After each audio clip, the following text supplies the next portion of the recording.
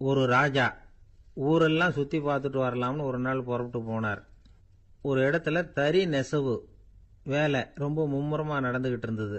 ஒரு பெரியவர் தறியால் நெசவு வேலை செஞ்சுக்கிட்டு இருந்தார். பக்கத்தில் ஒரு அழகான பொண்ணு உட்காந்து நூலை சுற்றிக்கிட்டு இருக்குது. ராஜா அந்த பெரியவரை பார்த்து யார் இந்த பொண்ணுன்னு விசாரித்தார். ராஜா அப்படி கேட்டதும் அவருக்கு ரொம்ப பெருமையாக போயிட்டுது. ஏன்னா உட்காந்துருந்தது அவரோட மகள். அரசே, இது என்னுடைய மகள். இவ வேகமாக நூல் தெரிக்கக்கூடியவள். வைக்கோல் எடுத்து இவ தெரிச்சா கூட அது எல்லாம் பவுனிழையா வெளியில் வரும் அப்படின்னு ஒரு ராசி இவளுக்கு அப்படின்னு ரொம்ப பெருமையாக ராஜா கிட்ட சொன்னார்.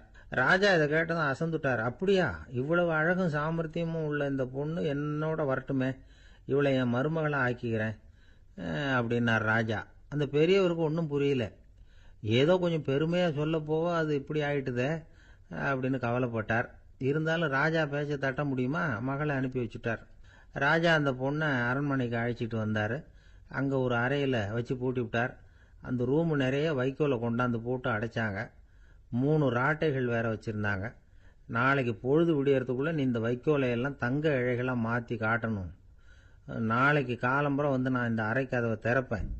உன் தகப்பன் சொன்னது மாதிரி எல்லாம் தங்கமாக மாறி இருக்கணும், இல்லைன்னா நீ உயிர் தப்ப முடியாது அப்படின்னு உத்தரவு போட்டார். பாவம் அந்த பொண்ணு என்ன பண்ணும், பகல் பூரா அழுதுகிட்டே உட்காந்துருக்குது. ராத்திரி பூராவும் தூக்கம் வரல. மறுநாள் அதிகாலை நேரத்தில் யாரோ கதவை தட்டுற சத்தம் கேட்டுது. பயந்துக்கிட்டே கதவை திறக்கிறா. திறந்து பார்த்தா வெளியில் 3 அவலட்சணமான பெண்கள். ஒருத்திக்கு வந்து கால் அகலமாக முறை மாதிரி இருக்குது, இன்னொருத்திக்கு கட்டை விரல் கரண்டி மாதிரி பெருசாக இருக்குது, 3வது பொண்ணுக்கு உதடு தடித்து ரப்பர் மாதிரி தொங்கிக்கிட்டு இருக்கு. யார் நீங்கள், உங்களுக்கு என்ன வேணும் அப்படின்னு கேட்குது இந்த பொண்ணு. நாங்கள் உங்களுக்கு உதவி செய்யறதுக்கு தான் வந்திருக்கிறோம் அப்படின்னு சொல்லி உள்ளே வந்தாங்க. உட்காந்தாங்க. கொஞ்ச நேரத்துக்குள்ளே உள்ளே இருந்த வைக்கோலையெல்லாம் தங்க இழைகளாக மாற்றி கொடுத்துட்டு போயிட்டாங்க. காலையில் ராஜா வந்தார், பார்த்தார். ஆகா பேஷுனார். இன்னும் கொஞ்சம் வைக்கோலை கொண்டாந்து அந்த ரூமில் போட சொன்னார். இந்த வைக்கோலையும் இன்னைக்கு தங்கமாக மாற்றிவிடு, நாளைக்கு மறுநாள் உனக்கும் இளவரசனுக்கும் கல்யாணம்னு சொல்லிவிட்டார். இன்னைக்கு ராத்திரி அந்த 3 பொண்ணுங்களும் வந்தாங்க. வைக்கோலை பொண்ணு இழைகளாக மாற்றினாங்க, புறப்பட்டாங்க. இந்த பொண்ணு அவங்க காலில் விழுந்து வணங்கினா. என் உசுரை காப்பாற்றினீங்க, உங்களுக்கு நான் என்ன கைமாறு செய்ய போகிறேன் அப்படின்னா. பயப்படாத, நீ விரும்பினா எங்களுக்கு ஒரு உதவி செய்யலாம். உன்னுடைய கல்யாணத்துக்கு நாங்கள் 3 பேரும் வரோம். நீ எங்களை வந்து வரவேற்று ராஜாக்கிட்டையும் இளவரசர்கிட்டையும் நாங்கள் வந்து உன்னோட பெரியப்பா பொண்ணுங்கன்னு சொல்லி அறிமுகப்படுத்தி வை, நாங்கள் விருந்து சாப்பிட்டுட்டு போயிடுறோம் அப்படின்னாங்க. ரொம்பவும் சந்தோஷமாக சரின்னு ஒத்துக்கிட்டா. கல்யாண நாள் வந்தது. கல்யாணம் ரொம்ப கோலாகலமாக நடந்துக்கிட்டு இருக்கு. எல்லா தேசத்து ராஜா ராணிகளும் வந்துக்கிட்டு இருக்கிறாங்க. அந்த 3 அவலட்சணமான பொண்ணுங்களும் வந்து சேர்ந்தாங்க. யார் இவங்கன்னு கேட்டார் ராஜா. என் பெரியப்பா பொண்ணுங்க அப்படின்னா அந்த பொண்ணு. காலும் உதடும் கட்டை விரலும் ஏன் இப்படி உங்களுக்கு அவலட்சணம் ஆயிட்டுது அப்படின்னு கேட்டார். அதுக்கு அந்த பொண்ணுங்க பதில் சொன்னாங்க. என்ன செய்யறது, ஓயாமல் வைக்கோலை நூற்று ஒருத்தியோட கட்டை விரல் அப்படி கரண்டி மாதிரி ஆயிட்டுது, நாக்கில் தொட்டு தொட்டு திரிச்சதுனால ஒருத்தியோட உதடு அப்படி ஆயிட்டுது, காலால் கட்டையை அழுத்தி அழுத்தி தறி போட்டதுனால இன்னொருத்தையோட கால் அப்படி ஆயிட்டுது. உங்கள் மருமகளாக வந்திருக்கிற இந்த பொண்ணு அந்த 3ஐயுமே செய்ய தெரிஞ்சவ தான். என்ன ஆக போதும் இன்னும் கொஞ்ச நாளில் அப்படின்னாங்க. அவ்வளவுதான். ராஜா பயந்துட்டார். அம்மா, இன்னையிலேருந்து நீ இளவரசனின் மனைவி. நீ எப்பவும் அழகாக இருக்கணும், அதனால் நீ இனிமேல் வைக்கோலை திரிக்கவே கூடாது அப்படின்னு உத்தரவு போட்டார். அவளை இக்கட்டான சூழ்நிலையிலிருந்து காப்பாற்றின அந்த 3 பொண்ணுங்களும் சந்தோஷமாக திரும்பி போயிட்டாங்களாம். சுவாமி சின்மயானந்தர் இந்த கதையை சொல்லியிருக்கிறார். தன்னலம் மறந்து சுயலாபத்தை வந்து தியாகம் செய்யறது வைக்கோல்ல இருந்து தங்க இழைய நூக்கிறது மாதிரி அப்படிங்கிறார் அவர். அது இருக்கட்டும், இப்போ நம்ம கதைக்கு வருவோம். ஒரு ராஜா தன்னோட மகனுக்கு சுயவரம் நடத்தினார். எல்லா தேசத்திலிருந்தும் ராஜகுமாரர்கள் வந்திருந்தாங்க. ராஜகுமாரியை கல்யாணம் பண்ணிக்கலாம்ங்கிற ஆசையில் சுயம்பர மண்டபத்திலேருந்து எல்லா ராஜகுமாரர்களும் அலறி அடிச்சுக்கிட்டு வெளியில் ஓடி வந்துகிட்டு இருக்கிறாங்களாம். ஏன் இப்படி எல்லாரும் மிரண்டு போய் ஓடி வர்றாங்கன்னு கேட்டார் ஒருத்தர். அதுக்கு இன்னொருத்தர் விவரம் சொன்னார். ராஜகுமாரியை இன்னைக்கு தான் அவங்க நேரில் பார்த்தாங்களாம், அதுதான் இப்படி ஓடி வந்துகிட்டு இருக்கிறாங்க அப்படின்னார். வங்க நாவலாசிரியர் சரத் சந்திரர் ஒரு நண்பர் அவர்கிட்ட வந்தார். வழக்கமாக எல்லா எழுத்தாளர்கள்கிட்டையும் கேட்குற ஒரு கேள்வியை கேட்டார். நீங்கள் எழுத்துத்துறைக்கு வந்தது எப்படி, இதுதான் கேள்வி. அதை தெரிஞ்சு என்ன பிரயோஜனம்னார் சரத் சந்திரர். சும்மா சொல்லுங்களேன், தெரிஞ்சுக்கிறேன் அப்படின்னார் வந்தவர். சரி சொல்கிறேன்னு ஆரம்பித்தார். நான் வந்து ரங்கூனில் வேலை பார்த்துக்கிட்டு இருந்தேன். சம்பளம் பத்தல. வேலையும் பார்த்துக்கிட்டு ஒரு பலசரக்கு கடை வைக்கலாம்னு நினச்சேன். என்னால் மளிகை கடை வச்சு சரியாக நடத்த முடியுமாங்கிற சந்தேகம் என் மனைவிக்கு. அதை சோதனை பண்ணி பார்க்கணுங்கிறதுக்காக சில பொருள்களின் அளவு, அதோட விலை, இப்படி சிலதை சொல்லி எல்லாத்தையும் மனக்கணக்காக கூட்டி போட சொன்னாங்க. என்னால் சரியாக கூட்டி சொல்ல முடியல. உங்களால் மளிகை கடை நடத்த முடியாதுன்னு சொல்லிவிட்டாங்க. உடனே என்ன பண்ணுறது, வேற வழி இல்லை, கதை எழுத ஆரம்பிச்சிட்டேன் அப்படின்னார். கேட்டவருக்கு சிரிப்பு வந்துட்டு தான். சரத் சந்திரர் ஒரு பக்கம் சீரியஸான நாவல்கள், சிறுகதைகள் எழுதியிருந்தாலும் அவருடைய இன்னொரு பக்கம் வேற விதம். நண்பர்கள் கிட்ட பேசும்பொழுதும் சரி, அவர்களுக்கு கடிதங்கள் எழுதும் போதும் சரி, கேலியும் கிண்டலும் நகைச்சுவை உணர்வும் அதிகமாக இருக்கும். காந்திஜி ஒரு சமயம் கல்கத்தாவுக்கு வந்திருந்தார். தேசபக்தர்கள் பல பேர் அவர்கிட்ட பேசிக்கிட்டு இருந்தாங்க. அப்போ சரத் சந்திரரும் அங்கே இருந்தார். கிரண் சங்கர் ராய் அப்படிங்கிறவரும் அங்கே இருந்தார்.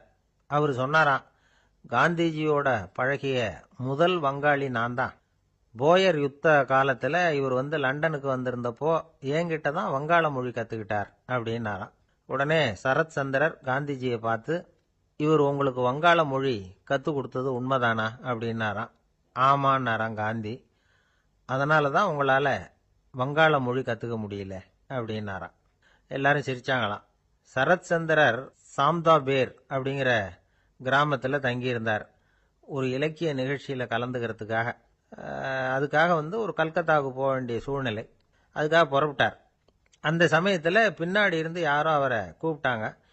இப்படி கூப்பிட்டவரை பார்த்து இன்னொருத்தர் யாரோ அதட்டி இருக்கிறாங்க. போகிறவரை ஏன் இப்படி கூப்பிடுறீங்க அப்படின்னு. ஏன் கூப்பிட்டா என்னன்னு கேட்டிருக்கார் சரத் சந்திரர். புறப்படுறவங்கள பின்னாடி இருந்து கூப்பிடுறது அபசகனம், போகிற இடத்துல ஏதாவது ஆபத்து வரலாம் அப்படின்னு அதுக்கு விளக்கம் கொடுத்துருக்கிறார் அவர். உடனே சரத் சந்திரர் சொன்னாராம், இதோ இவங்க என்ன இலக்கிய கூட்டத்துக்கு அழைச்சிட்டு போகிறாங்களே, இதை விட வேற என்ன ஆபத்து வந்துட போகுது அப்படின்னாராம். இப்படி சரத் சந்திரருக்கு இயல்பாகவே நகைச்சுவை உணர்வு உண்டு. அவருடைய நண்பர் ஒருத்தர் வீட்டுக்கு கூப்பிட்டுருந்தார். அங்கே ஒரு கச்சேரிக்கு ஏற்பாடு பண்ணியிருந்தாங்க. சரத் சந்திரருக்கு இயல்பாகவே கச்சேரியில் நீண்ட ஆலோசனையெல்லாம் கேட்கறதுக்கு பொறுமை இருக்காது. அதனால் மெதுவாக பாட போகிறவர் எப்படி அப்படின்னு கேட்டிருக்கார். அவருக்கு ரொம்ப நல்லா பாட தெரியும் அப்படின்னு சொல்லியிருக்கிறாங்க. அதுக்கு சரத் சந்திரர், பாட தெரியுங்கிறது சரி, பாட்டை நிறுத்த தெரியுமா, அதை சொல்லுங்க முதல்ல அப்படின்னாராம். ஐயா, உங்கள் பேரை தொடர்ந்து தினம் கேட்டுக்கிட்டு இருக்கிறேன் அப்படின்னார் ஒருத்தர். தொடர்ந்து கேட்குறீங்களே, உங்களுக்கு காது வலிக்கலையா அப்படின்னு கேட்டோம். பேசுகிற உங்களுக்கே வாய் வலிக்கல அப்படிங்கிறப்போ கேட்குற எங்களுக்கு எப்படி காது வலிக்கும் அப்படின்னார். நம்ம உடம்புல ஒரு அதிசயம் என்ன தெரியுமா, ரொம்ப நேரம் நாம் நடக்கிறோம்னு வச்சுக்கோங்க, கால் வலிக்கும். ரொம்ப நேரம் வேலை செஞ்சால் கை வலிக்கும், உடம்பு வலிக்கும். ரொம்ப நேரம் பார்த்துக்கிட்டே இருந்தால் கண்ணு வலிக்கும். ரொம்ப நேரம் பேசிக்கிட்டே இருந்தால் வாய் கூட வலிக்கும். ஆனால் ரொம்ப நேரம் கேட்டுக்கிட்டே இருக்கிறதுனால காது வலிக்கிறது இல்லை. அதனால் கேட்கறதுக்கு முக்கியத்துவம் கொடுத்தாங்க நம்ம பெரியவங்க. திருவள்ளுவர் தேவையில்லாமல் வார்த்தைகளை உபயோகப்படுத்த மாட்டார். ஒரு திருக்குறள்னு எடுத்துக்கிட்டாவே அதில் மொத்தம் 7 வார்த்தைகள், அவ்வளவுதான். அப்படி 7 வார்த்தைகள் மட்டுமே உள்ள ஒரு திருக்குறளில் வள்ளுவர் ஒரே வார்த்தையை 5 தடவை உபயோகப்படுத்தியிருக்கிறார், திரும்ப திரும்ப பயன்படுத்தியிருக்கிறார். அப்படின்னா அதை எந்த அளவுக்கு வலியுறுத்தி சொல்றார் அப்படிங்கிறத நாம் புரிஞ்சுக்கணும். அது என்ன குறள்? செல்வத்துள் செல்வம் செவிச்செல்வம், அச்செல்வம் செல்வத்துள் எல்லாம் தலை. செவிச்செல்வம்ங்கிறது அவ்வளவு முக்கியமானது. கற்றலின் கேட்டல் நன்று. அதிகம் கேட்கணுங்கிறதுக்காகத்தான் எவ்வளவு கேட்டாலும் காது வலிக்கிறது இல்லை. குறைச்சலாக பேசணும், அதிகமாக கேட்கணும். இன்னொரு விஷயம் கவனிங்க, நம்ம உடம்புல கண்ணுக்கு மூடி இருக்குது, எதையாவது நாம் பார்க்க விரும்பலைன்னா உடனே கண்ணை மூடிக்கலாம். நம்ம வாய்க்கு மூடி இருக்குது, பேச விருப்பம் இல்லையா, வாயை மூடிக்கலாம். மூக்குக்கு கூட மூடிக்கிற வசதி இருக்குது, எதையாவது முகர விருப்பம் இல்லையா, மூச்சை அடக்கிக்கலாம். ஆனால் பாருங்க, காதுக்கு மூடி கிடையாது, அதை கையால் தான் மூட முடியும். யார் என்ன சொன்னாலும் அது நல்லதோ கெட்டதோ காதில் விழுந்துக்கிட்டு தான் இருக்கும். அறிவு தான் நல்ல விஷயங்களை எடுத்துக்கிட்டு கெட்ட விஷயங்களை விட்டுடணும். நல்ல கருத்துக்கள் நம்ம காதில் நிறைய விழுந்துக்கிட்டே இருக்கணும். அதை கேட்டு நாம் நல்லபடியாக வாழணுங்கிறது தான் படைப்பின் விருப்பம். ஆன்மீகவாதிகள் கூட ஒன்று சொல்லுவாங்க, அதாவது ஆன்மீக பாதையில் நீங்கள் முன்னேறணும்னா முதல்ல சிரவணம் செய்யணும்பாங்க. அதாவது பெரியவங்க சொல்கிற நல்ல கருத்துக்களை கேட்கணும் அப்படின்னு அதுக்கு அர்த்தம். அதனால் யார் நல்ல கருத்துக்களை சொன்னாலும் அதை காது கொடுத்து கேளுங்க. இவ்வளவு கருத்துக்களையும் நம்ம நேயர் ஒருத்தர்கிட்ட சொல்லிகிட்டு இருந்தோம். அவரும் சரி சரின்னு தலையாடிக்கிட்டே இருந்தார். அப்புறம் சொன்னார், நீங்கள் சொல்கிறது சரிதான் சார், காதுக்கு மூடி இல்லைங்கிறது ரொம்ப சரி. அதனால தான் உங்கள் தகவல் கூட நாங்கள் விரும்புகிறோமோ இல்லையோ தினம் காதில் விழுந்துக்கிட்டு இருக்குது அப்படின்னார். எங்களுக்கு ரொம்ப பெருமையாக இருந்தது. அப்படியா அப்படின்னோம். ஆனாலும் என்ன மாதிரி சில பேர் நீங்கள் தகவல் சொல்கிற சமயத்தில் காதில் மூடி இல்லையேன்னு சொல்லி கவலைப்படுறதில்ல சார் அப்படின்னார். ஏன்னு கேட்டோம். காதை மூடுறதுக்கு தானே வசதி இல்லை, ரேடியோவை மூடுறதுக்கு வசதி இருக்குதுல்ல, அதனால் டக்குன்னு அதை மூடி வச்சுருவோம் அப்படின்னார். ஒரு ஊரில் ஒரு ராஜா இருந்தார். அந்த ராஜாவுக்கு ஒரு மந்திரி. ராஜா ரொம்ப நியாயமானவர், நேர்மையானவர், கண்டிப்பானவர். தப்பு செய்கிறது யாராக இருந்தாலும் தண்டனை கொடுப்பார். வேண்டியவங்களுக்கு ஒரு நியாயம், வேண்டாதவங்களுக்கு ஒரு நியாயங்கிறதெல்லாம் அவர்கிட்ட கிடையாது. ஒரு சமயம் அரசவையில் அந்த அமைச்சரே விதிமுறைகளுக்கு புறம்பா ஏதோ நடந்துகிட்டு இருக்கார். மன்னருக்கு கோபம் வந்துட்டுது. உடனே அந்த அமைச்சரை கிட்டத்தில் கூப்பிட்டு அவர் கன்னத்தில் ஓங்கி ஒரு அறை கொடுத்துட்டாராம். உடனே அந்த அமைச்சர் என்ன பண்ணார் தெரியுமா? நேராக போனார். அங்கே நின்றுக்கிட்டு இருந்த இன்னொருத்தர் கன்னத்தில் ஓங்கி அரைஞ்சார். அறை வாங்கினவர் திகைச்சு போயிட்டார். இவர் ஏன் நம்மளை அரைகிறார் அப்படின்னு யோசனை பண்ணார். மன்னரும் திகைச்சு போயிட்டார். நாம இவர் அரைஞ்சா அதுக்காக இவர் போய் இன்னொருத்தர் அரையணுமா அப்படின்னு யோசனை பண்ணார். இவருக்கு என்ன பைத்தியமானு கூட நினைக்க ஆரம்பிச்சுட்டார். ஆனால் என்ன ஆச்சுன்னா, அப்புறம் அமைச்சர் அவர் கவனிச்சுக்கிட்டு இருந்தாரா, அவர் இன்னொருத்தர் அரைஞ்சார் இல்லையா, அந்த அறை வாங்கின ஆசாமியை பார்த்து கத்திக்கிட்டு இருந்தார். யார்? அமைச்சர். ஏன்பா என்கிட்ட அறையை வாங்கிக்கிட்டு இப்படி விவரம் இல்லாமல் நின்றுட்டு இருக்கிறிய, நான் உனக்கு கொடுத்ததை நீ வேற யாருக்கிட்டையாவது கொடுத்துரு அப்படின்னார். உடனே அந்த ஆள் பார்த்தான். தனக்கு அடுத்தபடியாக நின்றுக்கிட்டு இருந்தவனை ஓங்கி ஒரு அறை அரைஞ்சான். அவன் கண்ணத்தை தடவிட்டே யோசனை பண்ணான். இது ஏதோ புரிஞ்சுக்கிட்ட மாதிரி அடுத்தாப்புல நின்றுக்கிட்டு இருந்தவனை அரைஞ்சான். இப்படி இந்த அறை மாறி மாறி போய்கிட்டே இருக்குது. ஊரு பூரா பிரயாணம் பண்ண ஆரம்பிச்சுட்டுது. அன்னைக்கு ராத்திரி அந்த ராஜா படுக்கிறதுக்காக போனார். அந்த நேரம் பார்த்து அவர் கன்னத்தில் பலார்னு ஒரு அறை விழுந்தது. நம்மளே அரையிறது யாரு அப்படின்னு அதிர்ச்சியோட மன்னர் திரும்பி பார்க்கறாரு. அரைஞ்சது அவரோட மனைவி. என்னாச்சு உனக்குன்னு கத்துனார் ராஜா. உங்களுக்கு தெரியாதா, ஊர் பூரா ஒருத்தர் மாற்றி ஒருத்தர் மூலமா இந்த அறை பிரயாணம் பண்ணிட்டு வருது அப்படின்னாங்க அந்த அம்மா. அப்படின்னா ஆரம்பிச்ச இடத்துக்கே வந்துட்டுதா அப்படின்னாராம் மன்னர். என்ன சொல்றீங்கன்னு கேட்டிருக்காங்க. இவர் விவரத்தை சொன்னாராம். அப்படின்னா நீங்க ஆரம்பிச்சு வச்ச இந்த விளையாட்டை நான் முடிச்சு வச்சுட்டேன் அப்படின்னாங்களாம் அந்த அம்மா. மறுநாள் காலை மறுபடியும் அரசவை கூடிச்சு. அந்த அமைச்சர் மன்னரை பார்த்து கேட்டார். என்ன மகாராஜா, என்கிட்ட கொடுத்ததை திருப்பி வாங்கிட்டீங்களா அப்படின்னாராம். இப்படி நடக்கும்னு நான் எதிர்பார்க்கவே இல்லைன்னார் மன்னர். ஆனால் நான் எதிர்பார்த்தேன். அது எங்கே போயிட போகுது, ஊர் பூரா சுற்றி கடைசியில் உங்ககிட்ட தான் சேரும் அப்படிங்கிறது எனக்கு தெரியும் அப்படின்னார் அமைச்சர். இந்த கதை வேடிக்கையாக இருந்தால் கூட இதில் உள்ள கருத்து முக்கியமானது. இந்த உலகத்தில் பல கருத்துக்கள் இப்படி தான் மாறி மாறி சுற்றி வந்துக்கிட்டே இருக்குது. நம்மளும் ஒருத்தன் தன்னுடைய நண்பன் ஒருத்தனை கடத்தெருவில் பார்த்தான். உடனே ஓடி போய் பலார்னு ஒரு அறை கொடுத்தானா. அவன் கண்ணத்தை தடவிட்டு ஏன்டா என்ன அரைஞ்சேன்னு கேட்டிருக்கான். நீ ஏன்டா என்ன முட்டாள்னு என் மனைவிட்ட போய் சொன்னேன் அப்படின்ட்டுருக்கான் அவன். உன்னை ஒரு முட்டாள்னு சொன்னதுக்காகவா நீ என்ன அரைஞ்ச அப்படின்னு கேட்டிருக்கான் இவன். டேய், நான் அதுக்காக அறையலப்பா, அது ஒரு பெரிய ரகசியம். நான் முட்டாளுங்கிறது அந்த ரகசியத்தை நீ ஏன் எங்கள் வீட்டில் போய் சொன்னேன், அதுக்காக தான் அரைஞ்சேன் அப்படின்னு அவன். துருக்மேனியாவில் அஷ்காபாத் அப்படின்னு ஒரு நகரத்தில் ஒரு புவியியல் விஞ்ஞானி இருந்தார். அவர் ஒரு நாய்க்குட்டி வளர்த்தார். ஒரு நாள் முன்னிரவு நேரம் ஒரு மேஜைக்கு முன்னாடி உட்காந்து அந்த விஞ்ஞானி ஏதோ கணக்கு போட்டுக்கிட்டு இருக்கிறார். அவருக்கு ஒரு சின்ன பெண் குழந்தை, அது தொட்டிலில் தூங்கிட்டு இருக்குது. அந்த நாய்க்குட்டியும் ஒரு மூலையில் படுத்து அது பாட்டுக்கு தூங்கிட்டு இருந்தது. ஒரே அமைதி. அந்த நேரத்தில் திடீர்னு அந்த நாய்க்குட்டி துள்ளி எழுந்திரிச்சது. நேராக குழந்தைகிட்ட ஓடிச்சு. அந்த குழந்தைய அது போட்டிருந்த ட்ரெஸ்ஸோடு சேர்த்து கவ்வி தூக்குச்சு. தூக்கிக்கிட்டு வாசல் பக்கம் ஓடிச்சு. நாய்க்குட்டி குழந்தைய கவ்வி தூக்க முடியுமாங்கிற சந்தேகம் உங்களுக்கு இல்லையா? நீங்கள் நம்ம ஊர் நாய்க்குட்டியவே பார்த்து பழக்கப்பட்டிருக்கீங்க, அதனால் நம்புறதுக்கு சிரமமாக இருக்கும். அந்த ஊர்லெலாம் அது ரொம்ப ஸ்ட்ராங்காக இருக்கும், ஒரு ஏதோ கண்ணுக்குட்டி மாதிரி இருக்கும். விஞ்ஞானி அதை பார்த்துட்டார். உடனே அந்த நாய்க்கு வெறி பிடிச்சிட்டுதுன்னு முடிவு பண்ணிட்டு தன்னோட கை துப்பாக்கி எடுத்துக்கிட்டு ஓடி வந்தார். அவர் வெளியில் நாய்க்குட்டி எங்கே அப்படின்னு பார்த்து தேடுறார். அந்த நேரத்தில் அந்த வீடு இடிஞ்சு விழுது. காரணம் பூமி அதிர்ச்சி. இப்படி பூமி அதிர்ச்சி உண்டாக போகுதுங்கிறது அந்த நாய்க்குட்டிக்கு முன்னாடியே தெரிஞ்சு போச்சு. அதுதான் குழந்தைய தூக்கிட்டு வெளியில் ஓடி வந்திருக்குது. அது மூலமாக அந்த குடும்பத்தையே காப்பாற்றி இருக்குது அந்த நாய்க்குட்டி. இந்த சம்பவம் நடக்கிறதுக்கு 3 நாளைக்கு முன்னாடியே சில பிராணிகளுக்கு இப்படி நடக்க போகுதுங்கிறது தெரிஞ்சிருக்குதான். ஆமாம், அந்த நகரத்தில் 3 நாளைக்கு முன்னாடியே பாம்பு, பல்லி இதெல்லாம் அது தங்கியிருந்த வலையை விட்டு வெளியில் ஓடி வந்துட்டுது. அதே மாதிரி அங்கே இருந்த புறாவெல்லாம் பறந்து போயிடுச்சான். இதே மாதிரி யுகோஸ்லோவியாவில் கூட ஒரு நகரம், அங்கே ஒரு நாள் ராத்திரி ஒரு மிருக காட்சி சாலையில் திடீர்னு ஒரு பெரிய கலவரம், கூச்சல், குழப்பம். அங்கே இருந்த கழுதை, புலி, யானை, பறவை எல்லாம் கண்ணாபின்னான்னு கத்த ஆரம்பிச்சுட்டுது. நீர் யானை அதுக்குன்னு போடப்பட்டிருந்த தடுப்பையே தாண்டி குதிச்சு வெளியில் வந்துட்டு தான். மறுநாள் தான் எல்லாருக்கும் விஷயம் புரிஞ்சுது. அடுத்த நாள் காலையில் அங்கே பூமி எதிர்ச்சி உண்டாயிட்டுது. இப்போ பாருங்க, அதாவது மனுஷனை போய் தீர்க்க தரிசி அது இதுன்னு சொல்லிட்டு இருக்கிறோம்.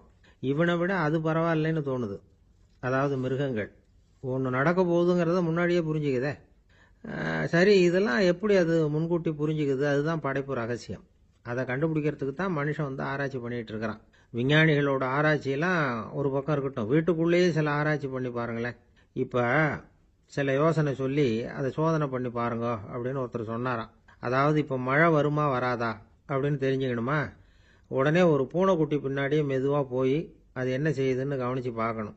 பூனைக்குட்டி தன்னோட பாதத்தினால சுகத்தில் வந்து அப்படி கீறிக்கிட்டு இருக்கும். அப்படி கீறினா கண்டிப்பாக மழை வரும். சில சமயம் பூனைக்குட்டி அப்படியே மல்லாந்து படுத்துக்கிட்டு பாதத்தை உயர தூக்கும், அப்படியும் இப்படியும் புரளும். இப்படி செஞ்சதுன்னா அன்னைக்கும் மழை இருக்காது. அதனால் முன்னாடி இருந்தது மழை வர்றதுக்கு அறிகுறி, இது மழை இல்லைங்கிறதுக்கு அறிகுறி. பறவைகள் பிராணிகள் இதுகளோட நடவடிக்கைகளை பார்த்துட்டு அதையெல்லாம் அடிப்படையாக வச்சு தான் காலநிலையை கண்டுபிடிக்கிற கருவிகளை கண்டுபிடிச்சிருக்கிறாங்க. வாத்து இருக்குல்ல, சில சமயம் தன்னோட அழகை தன்னோட இறகுகளில் அப்படியே புதைச்சிக்கும். அப்படி செஞ்சால் குளிர்காலம் வரப்போகுதுன்னு அர்த்தம். பருவநிலை குளிராக மாறப்போகுதுங்கிறதுக்கு இதுதான் அறிகுறி. சிட்டுக்குருவி இருக்குதுல்ல, அதெல்லாம் புழுதியில் உழுந்து புரளும், சிறகுகளை வந்து படபடன்னு அடிச்சுக்கும். அப்படி செஞ்சால் மழை வரப்போகுதுன்னு அர்த்தம். ஒன்று மட்டும் நாம் நல்லா தெரிஞ்சுக்கணும், இயற்கையின் சீற்றம்னு சொல்கிறோம் இல்லையா, இயற்கை ஏன் நம்ம மேலே கோவப்படுது? இயற்கையை நாம் அனுசரித்து போகிறதில்ல, அதனால் கோவப்படுது. காடுகளை அழிக்கப்படாது, விலங்குகளை கொல்லக்கூடாது, இயற்கை ஏற்படுத்தி வச்சிருக்கிற சமநிலையை கெடுக்கக்கூடாது. அதை புரிஞ்சுக்கிட்டு வாழ்ந்தோம்னா பூமியும் நடுங்காது, நாமளும் நடுங்க வேண்டிய அவசியம் இருக்காது. ஒருத்தர் இருந்தார், சாராய கடைக்கு போனாராம், நிறைய சாப்பிட்டார். அப்புறம் சொன்னார், இது ரொம்ப அற்புதமான சரக்கு போல இருக்கு, உள்ளே போன உடனே இந்த பூமியே நடுங்கிறது மாதிரி இருக்கு எனக்கு அப்படின்னாராம். இதுக்கு கடைக்காரர் சொல்லியிருக்கார், நீங்கள் சாப்பிட்டது வெறும் பச்சை தண்ணி தாங்க, இப்போ ஏற்பட்டிருக்கிறது நிஜம் பூமி அதிர்ச்சி அப்படின்னாராம். கங்கை கரை தோட்டம் பக்கத்தில் ஒரு ஆசிரமம், அங்கே ஒரு பெரியவர் தங்கியிருக்கிறார்.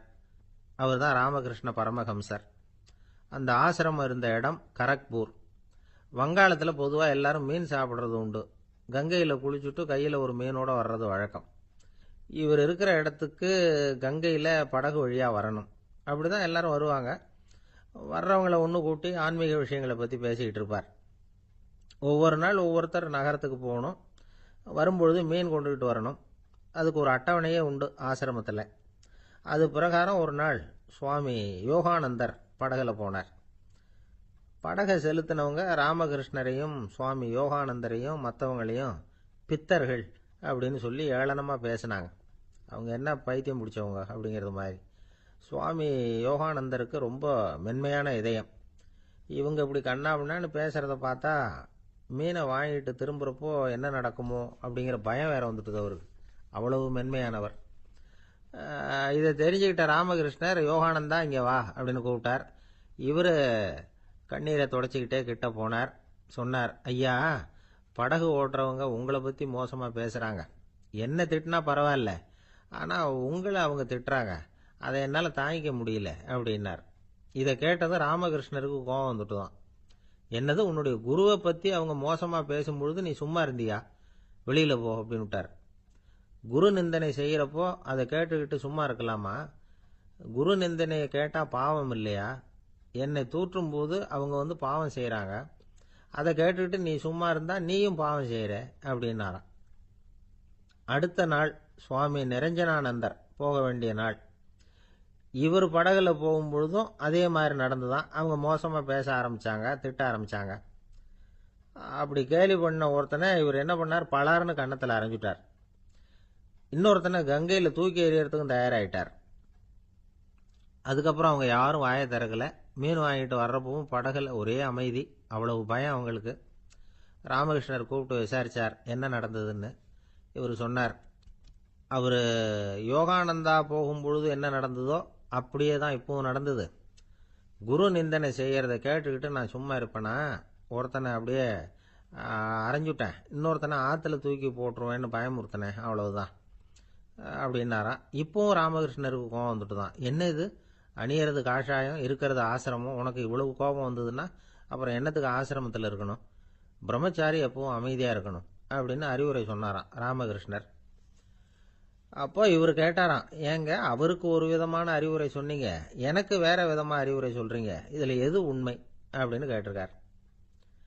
இதுக்கு ராமகிருஷ்ணர் சொன்ன பதில் என்னன்னா, அட அசடே, சக்கரத்துல காத்து அதிகமா இருந்தா குறைக்கணும், குறைச்சலா இருந்தா கூட்டணும். அவன் சாது, அவனுக்கு அதிக உணர்ச்சி தேவை, உனக்கு படபடப்பு அதிகம், உனக்கு பொறுமை தேவை அப்படின்னாராம். இதுல உள்ள கருத்து என்னன்னா, கல்விங்கிறது எப்படின்னா அதை சூழ்நிலைக்கு தகுந்த மாதிரி கற்பிக்கணும். எல்லாருக்கும் ஒரே மாதிரி கற்பிக்க கூடாது.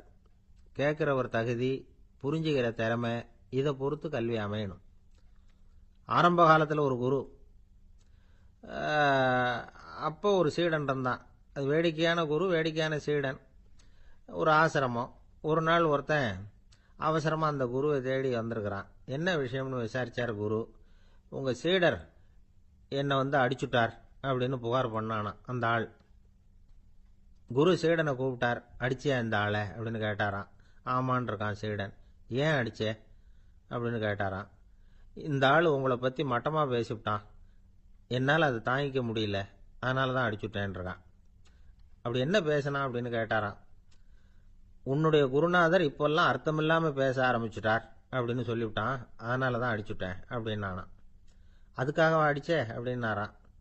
நான் அதுக்காக அடிக்கல குருவே, இப்பெல்லாம் நீங்க அர்த்தமில்லாம பேசுறதாக அவன் சொல்றான், அப்படின்னா இதுவரைக்கும் நீங்க அர்த்தத்தோட பேசினதாகத்தானே அர்த்தம், அது தப்பு தானே, அதனால தான் அடிச்சேன் அப்படின்னு நானாம். ஒரு இலக்கிய கூட்டம் ஏற்பாடு பண்ணியிருக்கிறோம், நீங்க அவசியம் அதில் பேசணும் அப்படின்னு கேட்டுக்கிட்டார் ஒருத்தர். வேணாங்க, 4 பேருக்கு முன்னாடி நிற்கிறதுனா எனக்கு ரொம்ப கூச்சமாக இருக்கும் அப்படின்னாரு இவர். ஏன் சார் இன்னமும் குழந்தை மாதிரி கூச்சப்படுறீங்களே அப்படின்னார் அவர். அவரை ஒரு மாதிரியாக சமாளித்து அனுப்பி வச்சுட்டு அதுக்கப்புறம் அதை பற்றி இவர் யோசிச்சு பார்த்துருக்கார். சில நிபுணர்கள் எழுதியிருக்கிறத படித்தும் பார்த்துருக்கிறார். மனோதத்துவ நிபுணர்கள் என்ன சொல்கிறாங்க தெரியுமா? 10லேருந்து 20% குழந்தைகள் பிறக்கிறப்பவே கூச்ச சுபாவம் கொண்டதாக தான் இருக்குதான். ஒரு தாத்தா தன்னோட பேர பிள்ளைய ஆசையாக கூப்பிடுறார் விளையாட்டு காட்ட, அதை அழுதுகிட்டு ஓடி போகுது. ஒரு அம்மா தன்னோட பிள்ளைய பள்ளிக்கூடத்தில் சேர்க்கறதுக்காக கூப்பிட்டுக்கிட்டு போகிறாங்க. அந்த புள்ள அம்மாவோட முந்தானையில் ஒளிஞ்சிக்கிட்டு வெளில வரமாட்டேங்குது. இவங்களெல்லாம் எப்படி சமாளிக்கிறது? குழந்தைகளோட கூச்ச சுபாவத்தை போக்குறது எப்படி? இதுக்கு நிபுணர்கள் சில யோசனைகளை சொல்லியிருக்கிறாங்க. மற்றவங்களுக்கு முன்னாடி என் பையனுக்கு கூச்சம் ரொம்ப அதிகம் சார், மற்றவங்க பார்த்தா ரொம்ப வெக்கப்படுறான், இப்படி சொல்கிற அப்பாக்கள் உண்டு. என் பையன் புது மனுஷால பார்த்தா அட்டையாக ஒட்டிக்குவான் சார் அப்படின்னு சொல்கிற அப்பாக்களும் உண்டு. இப்படிலாம் குழந்தைகளுக்கு முத்திரை குத்துறது ரொம்ப தப்பான். புதுசாக யாராவது வீட்டுக்கு வந்தால் குழந்தை தானாக தன்னோட கூச்சத்தையும் பயத்தையும் போக்கிக்கிட்டு சகஜமாக மாறி வர்றதுக்கு வாய்ப்பு கொடுக்கணுமா. ஒரு கூட்டத்துக்கோ அல்லது சொந்தக்காரங்க கல்யாணத்துக்கோ குழந்தைய அழைச்சிட்டு போகிறீங்க, அங்கே போய் கட்டாயப்படுத்தி குழந்தைய மற்றவங்க கிட்ட பேச சொல்லக்கூடாது. சில சமயம் குழந்தை தானாக தன்னுடைய கூச்ச சுபாவத்தை விட்டு பேசுறதுக்கு முன் வந்தால் அதை பாராட்டணும். குழந்தை கலகலப்பு இல்லாமல் மௌனமாக இருந்ததுன்னா அதையும் கண்டுக்கக்கூடாது. குழந்தை பேச ஆரம்பித்தா அதை ஆர்வத்தோடு கவனிக்க தெரியணும்.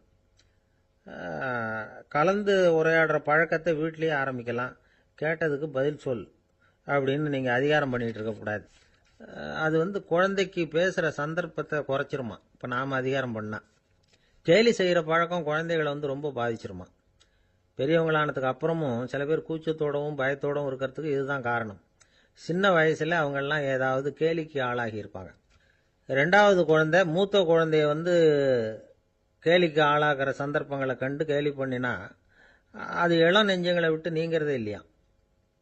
எப்பவும் குழந்தையோட நடை உடை பாவனைகளை பற்றி சொல்லிக்கிட்டே இருக்கக்கூடாதான். அதுவே கூச்ச சுபாவத்தை கொண்டுட்டு வந்துருமா.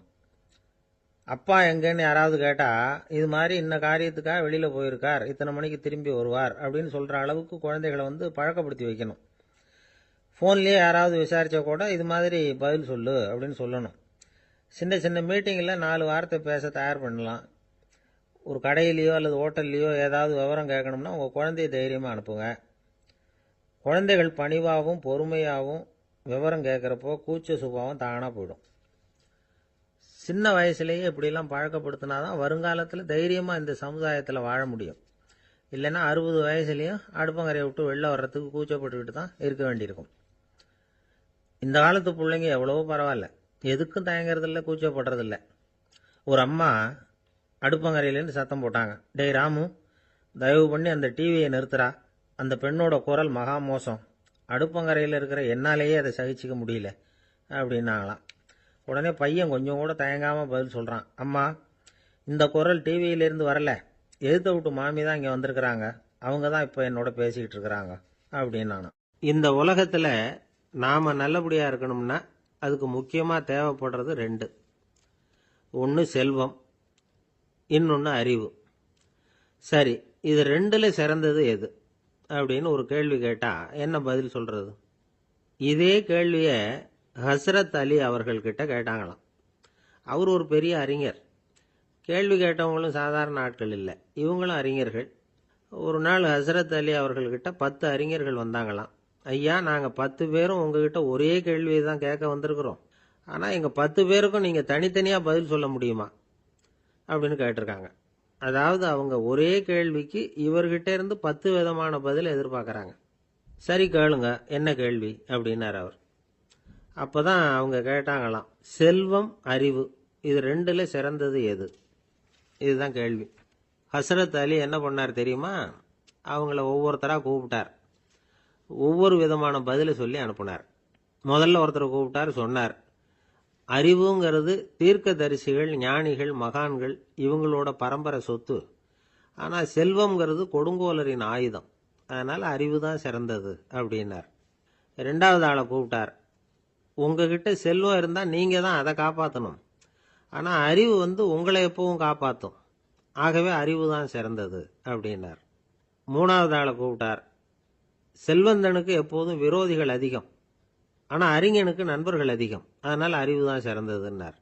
அடுத்தவரை கூப்பிட்டார். செல்வம் அடுத்தவங்களுக்கு கொடுக்க கொடுக்க குறையும், ஆனால் கல்விங்கிறது அதிகரிச்சுக்கிட்டே வரும், கொடுக்கறதுனால குறையாது. அதனால் அறிவு தான் சிறந்ததுன்னார். இன்னொருத்தரை கூப்பிட்டார். அறிவுள்ளவன் எப்பவும் அதை அடுத்தவங்களுக்கு வாரி வழங்கிக்கிட்டே இருப்பான். அதனால் அவங்ககிட்ட தாராளத்தன்மை இருக்கும். ஆனால் செல்வந்தன்கிட்ட கஞ்சத்தனம் தான் இருக்கும். அதனால் அறிவு தான் சிறந்ததுன்னார். ஆறாவது நபரை கூப்பிட்டார். செல்வத்தை கள்வர்கள் திருடிட்டு போக முடியும், ஆனால் அறிவை அப்படி திருடிட்டு போக முடியாது அப்படின்னார். ஏழாவது நபரை கூப்பிட்டார். செல்வம் கால ஓட்டத்தில் அழிஞ்சிரும், ஆனால் அறிவை கால ஓட்டம் ஒன்றும் பண்ண முடியாது. ஆகவே அறிவே சிறந்ததுன்னார். எட்டாவது ஆளை கூப்பிட்டு சொன்னார், செல்வத்துக்கு எப்பவும் எல்லை உண்டு, நிறை உண்டு, அளவு உண்டு, கணக்கு உண்டு. ஆனால் அறிவுக்கு அப்படிப்பட்ட எல்லை எதுவும் கிடையாது. அதனால் அதுதான் சிறந்ததுன்னார். அடுத்தவனை கூப்பிட்டார்.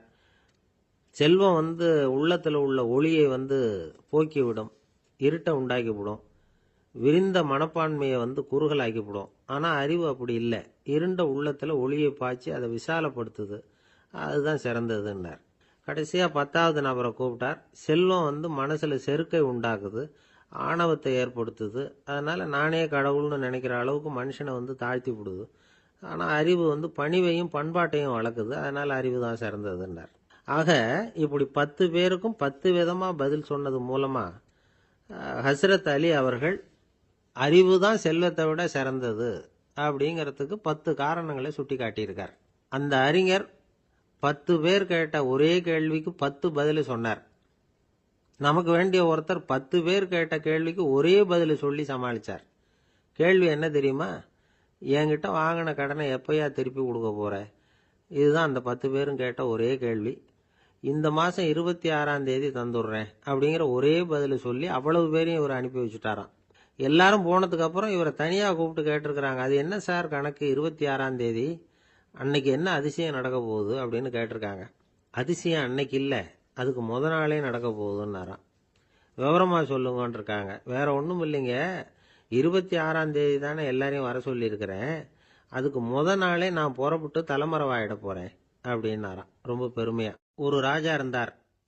நாடு பூராவும் நிறைய மரங்களை நட்டு வளர்க்கணுங்கிறது அவரோட ஆசை. தானே அதுக்கு முன்மாதிரியாக இருக்கணும்னு நினைச்சார்.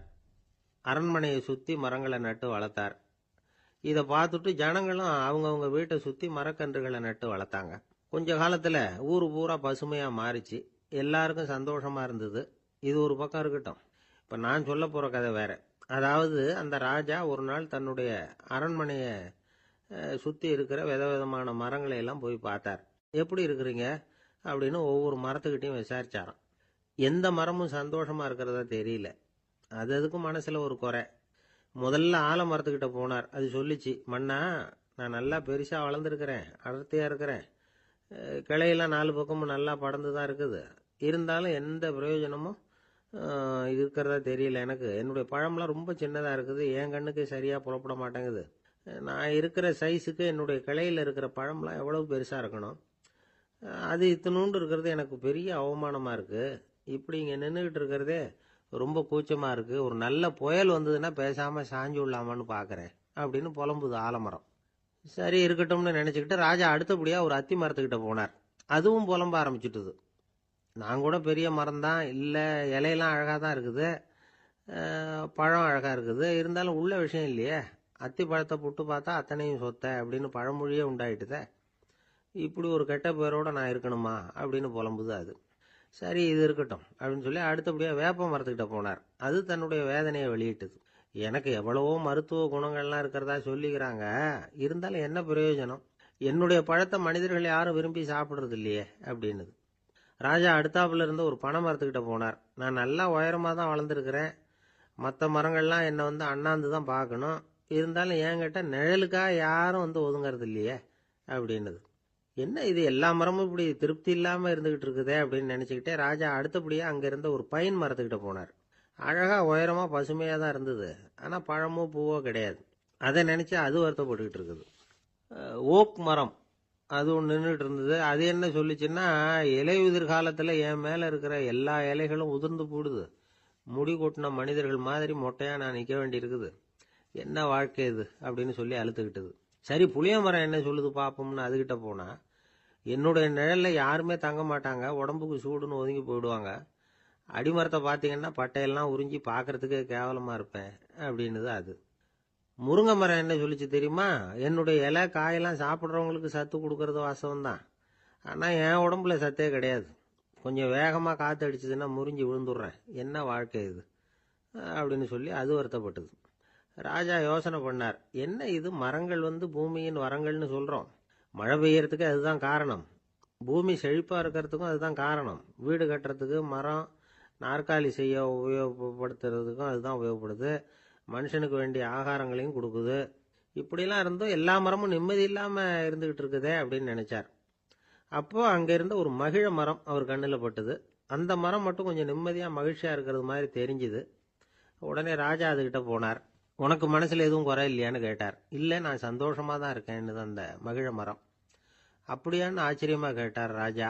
ஆமாம் மன்னா, இந்த இடத்துல நீங்கள் ஒரு முருங்கை மரத்தையோ வேப்ப மரத்தையோ கூட நட்டிருக்கலாம், ஆனால் இந்த இடத்துல நடுறதுக்கு என்ன தேர்ந்தெடுத்துருக்குறீங்க, அதுவே எனக்கு பெருமை, அதுவே எனக்கு திருப்தி அப்படின்னு தான் மகிழ மரம்.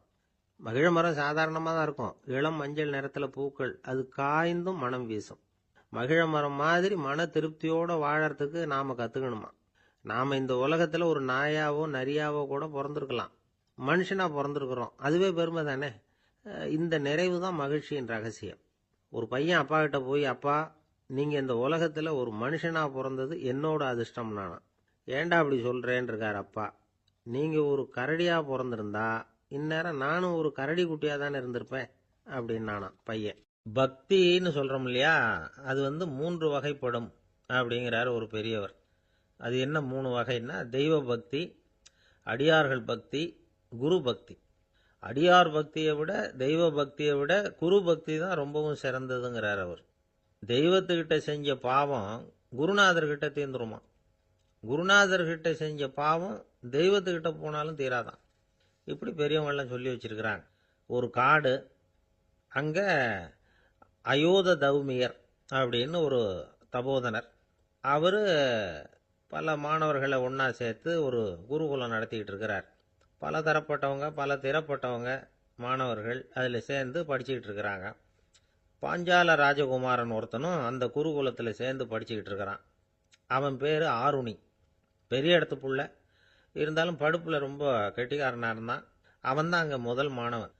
ஒரு நாள் குருநாதர் அந்த அரசகுமாரனை கூப்பிட்டார். நம்ம குருகுலத்துக்கு சொந்தமான வயலில் தண்ணீர் பெருகி வெள்ளம் வந்து பயிரை வந்து அழிக்குதான், அதனால் நீ போய் மடையை அடைச்சிட்டு வந்துடும் அப்படின்னார். அந்த அரசகுமாரன் உடனே புறப்பட்டான். குருநாதர் சொல்லிட்டார்ல, உடனே புறப்பட்டான். நான் பெரிய இடத்து பிள்ளையாச்சே, ராஜகுமாரனாச்சே, ரொம்ப செல்வாக்கோட வளர்ந்தவனாச்சே, நான் போய் வயலில் இறங்கி வேலை செய்கிறதா அப்படின்னுலாம் அவன் நினைக்கல. குருநாதர் கட்டளையை நிறைவேற்ற வேண்டியது நம்ம கடமை அப்படின்னு நினச்சான். உடனே ஒரு மண்வெட்டியை தூக்கி தோளில் வச்சுக்கிட்டு புறப்பட்டு போயிட்டான். வயலுக்கு போனான். பார்த்தான், தண்ணி கரையை உடச்சிக்கிட்டு வயலுக்குள்ளே ஏகமாக பாஞ்சிக்கிட்டு இருக்குது. இவன் மண்வெட்டியால் களிமண்ணை புல்லோடு சேர்த்து புல் பத்த மாதிரி வெட்டி வெட்டி போட்டான். இருந்தாலும் மடையை அடைக்க முடியல. தண்ணி அதை மீறி வந்துக்கிட்டே இருக்குது. தண்ணி வேகமாக வயலுக்குள்ளே போய்கிட்டே இருக்குது. போடுற பத்தையெல்லாம் கரைஞ்சி கரைஞ்சி போயிட்டுருக்கு. இருந்தாலும் இவன் தன்னுடைய முயற்சியை கைவிடலை. வெட்டி வெட்டி போட்டுக்கிட்டே இருக்கிறான். காலையில் அங்கே போனவன் சாயந்தரம் வரைக்கும் இப்படி செஞ்சுக்கிட்டு இருக்கிறான். உடம்பும் மனசும் ரொம்பவும் சோர்ந்து போச்சு. இருந்தாலும் குருநாதர் இட்ட கட்டளையை நிறைவேற்றாமல் இருக்கிறோமேங்கிற ஒரு குறை அவனுக்கு இருக்குது. குரு கட்டளையை நிறைவேற்றாத நான் இன்னமும் இருக்கணுமா அப்படின்னு யோசனை பண்ண ஆரம்பிச்சிட்டான். என்ன செய்யலாம்னு பார்த்தான். நம்ம குருநாதர் இட்ட பணிக்காக இந்த உடம்பையே தியாகம் பண்ணலாம் அப்படின்னு முடிவு பண்ணான். தண்ணி பாயுதில் அதுக்கு குறுக்க விழுந்து அப்படியே மடையை அடைச்சிக்கிட்டு அப்படியே படுத்துட்டான். இது மற்றவங்களுக்கு தெரியாது. அன்னைக்கு ராத்திரி ஒரு விளக்கு முன்னாடி உட்காந்து குருநாதர் பிள்ளைங்களுக்கு பாடம் சொல்லி கொடுத்துக்கிட்டு இருக்கிறார். வரிசையில் இருக்கக்கூடிய ராஜகுமாரனை காணலை. நம்ம ஆருணி எங்கே போனா அப்படின்னு சொல்லி மற்ற மாணவர்களை விசாரித்தார். இப்போ அவங்க சொன்னாங்க, சுவாமி, அவன் காலையில் வயலுக்கு மடையை அடைக்கிறதுக்காக போனான், நீங்கள் தான் போக சொன்னீங்க, இன்னும் திரும்பி வரல அப்படின்னு அவர் பையன். குருநாதர் உடனே ஒரு தீவெட்டி எடுத்துக்கிட்டு மாணவர்களை அழைச்சிக்கிட்டு வயலுக்கு போனார். அங்கே போய் பார்த்தா ஆளை காணும். ஆருணி ஆருணின்னு சொல்லி சத்தம் போட்டு கூப்பிட்டு பார்க்குறார். நான் இங்கே இருக்கேன் குருநாதா அப்படின்னு காலுக்கு அடியிலேருந்து ஒரு சத்தம் வருது. குனிஞ்சு பார்த்தா அவன் மழையில் படுத்துருக்கிறான். என்னப்பா இதுன்னார். காலையிலேருந்து இந்த மழையை அடைச்சி பார்த்தேன் சுவாமி, முடியல, அதனால் இப்படி குறுக்க படுத்துட்டேன். என்னை தாண்டறதுக்கு பயந்து போய் தண்ணியே தேங்கி நின்றுட்டுது அப்படின்னா. அவனுடைய குரு பக்தியையும் அவனை தாண்டறதுக்கு அஞ்சு நிற்கிற தண்ணி தேக்கத்தையும் பார்த்துட்டு எல்லாரும் ரொம்ப ஆச்சரியப்பட்டு போயிட்டாங்களாம். ஆருணி எழுந்திரிச்சு வா அப்படின்னு கூப்பிட்டாரான் குருநாதர். அவன் தண்ணீரை பொழந்துக்கிட்டு எழுந்திரிச்சு வந்தானான். அதனால அவனுக்கு உத்தாலகன் அப்படின்னு ஒரு பேர். உத்தாலகன்னா தண்ணீரை பிளந்தவன் அர்த்தம். அந்த உத்தாலகன் மாதிரி இந்த காலத்து மாணவர்களுக்கும் குரு பக்தி வேணும் அப்படின்னு சொன்னோம் ஒரு பள்ளிக்கூடத்தில். உடனே நிறைய மாணவர்கள் எழுந்திரிச்சு நின்னாங்க. சார், நீங்கள் எங்களை இன்னமும் சரியாக புரிஞ்சுக்கலன்னு நினைக்கிறோம். அன்னைக்காவது ஒருத்தன் அப்படி இருந்தான், இன்னைக்கு ஏகப்பட்ட உத்தாலகர்கள் இருக்கிறோம். எங்கள் வாத்தியார் கட்டளை இட்டா இப்போவே அது மாதிரி வயலுக்கு போய் மடையில் குறுக்கப்படுத்துக்கிறதுக்கு இந்த வகுப்பில் உள்ள அத்தனை பேரும் தயாராக இருக்கிறோம் அப்படின்னாங்க. அப்படியா அப்படின்னு சொல்லி கேட்டோம் ரொம்ப சந்தோஷமாக. ஒருத்தன் ரொம்ப அடக்கமாக எழுந்திரிச்சான். அப்புறம் சொன்னான், ஆமாம் சார், வகுப்பில் இவர் நடத்துகிற பாடத்தை கேட்டுக்கிட்டு இருக்கிறத விட பேசாமல் போய் மடையில் படுத்துடுறது ஒன்றும் கஷ்டமான காரியமாக இருக்காது, அதனால தான் எல்லாரும் அங்கே போகிறேன்னு சொல்கிறோம் அப்படிங்கிறான். ஒரு பெரியவர் உட்கார்ந்துருக்கிறார். அவரை சுற்றி அவருடைய தோழர்கள் உட்கார்ந்துருக்கிறாங்க. ஏதோ ஒரு முக்கியமான செய்தியை அவர் அவங்களுக்கு சொல்லிகிட்டு இருக்கிறார். அவங்களும் ஆர்வமாக கேட்டுக்கிட்டு இருக்கிறாங்க. இந்த சமயத்தில் யாரோ ஒரு ஆள் வேகமாக அங்கே வர்றார். வர்ற வேகத்திலேயே எனக்கு ஏதாவது உதவி செய்யுங்க அப்படின்னு கேட்டுக்கிட்டே வர்றார். கேட்கறது உதவி, ஆனால் குரல் மிரட்டுறது மாதிரி இருக்கு, அதட்டி கேட்கறது மாதிரி இருக்கு. இதை கேட்டது அந்த பெரியவர் ஆத்திரப்படலை, ஆனால் அவரை சுற்றி இருந்தவங்க ஆத்திரப்பட்டாங்க. இதை பெரியவர் கவனிச்சார். கொஞ்சம் அமைதியாக இருங்கன்னார். வந்தவரை கூப்பிட்டார். அவருக்கு சில பொருள்களை கொடுத்தார். என்னங்க, இப்போ உங்களுக்கு மகிழ்ச்சி தானே அப்படின்னார். ஆ அப்படின்னு அலட்சியமாக அவர் சொல்கிறார். நான் உங்களை நல்ல முறையில் நடத்தினேன்னா அப்படின்னு கேட்குறாரு அவர் மறுபடியும். அதெல்லாம் ஒன்றும் இல்லை அப்படின்னு சொல்லி அவர் சொல்லிகிட்டு இருக்கிறாரு. குரலில் கடுமை குறையில. சுற்றி இருந்தவங்களால இதை பொறுத்துக்க முடியல. கோபத்தோடு அவரை நோக்கி நெருங்க ஆரம்பித்தாங்க. பெரியவர் அவங்களையெல்லாம் தடுத்து நிறுத்தினார். வந்தவரை வாங்க என்னோட அப்படின்னு சொல்லி அழைச்சிட்டு போனார். வீட்டுக்கு போனார். அங்கே போனதும் இன்னும் சில பொருள்களை எடுத்து அவர்கிட்ட கொடுத்தார். இப்போ திருப்தி தானே, நான் உங்ககிட்ட நல்ல முறையில் நடந்துக்கிட்டேனா அப்படின்னார்.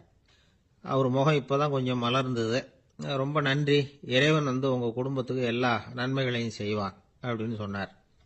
இதே வார்த்தைகளை என்னுடைய தோழர்கள்கிட்டே சொல்லிட்டீங்கன்னா அவங்க கோபம் தணிஞ்சிரும், வர முடியுமான்னார். கண்டிப்பாக வர்றேன் அப்படின்னாரு. மறுநாள் காலையில் அந்த இடத்துக்கு வந்தார். அதே மாதிரி சொல்லிவிட்டு அவர் போயிட்டார். தோழர்கள்லாம் ரொம்ப வியப்போடு பெரியவரை பார்த்தாங்க. அந்த பெரியவர் தான் நபிகள் நாயகம். அவர் சொன்னார், ஒருத்தன் ரொம்ப ஆசையாக ஒரு ஒட்டகத்தை வளர்த்துக்கிட்டு வந்தான். ஒரு நாள் அந்த ஒட்டகம் வந்து கயத்தை அறுத்துக்கிட்டு ஓடி போயிட்டுது. அக்கம் பக்கத்தில் இருக்கிறவங்கெல்லாம் அந்த ஒட்டகத்தை பிடிக்கிறதுக்கு முயற்சி பண்ணாங்க. அதை துரத்திக்கிட்டு ஓடினாங்க. ஒட்டகம் வந்து தாறுமாறாக ஓட ஆரம்பிச்சுது. இந்த சமயத்தில் ஒட்டகத்தை வளர்த்தவன் அங்கே ஓடி வந்தான். நீங்கள் அதை ஒன்றும் செய்ய வேணாம், விட்டுருங்க. அதோட சுபாவம் எனக்கு நல்லா தெரியும். அதை சுலபமாக என்னோட வழிக்கு கொண்டுட்டு வந்துட முடியும். நான் பார்த்துக்கிறேன், விட்டுருங்கோ அப்படின்னா. எல்லாரும் விலைக்கு போயிட்டாங்க.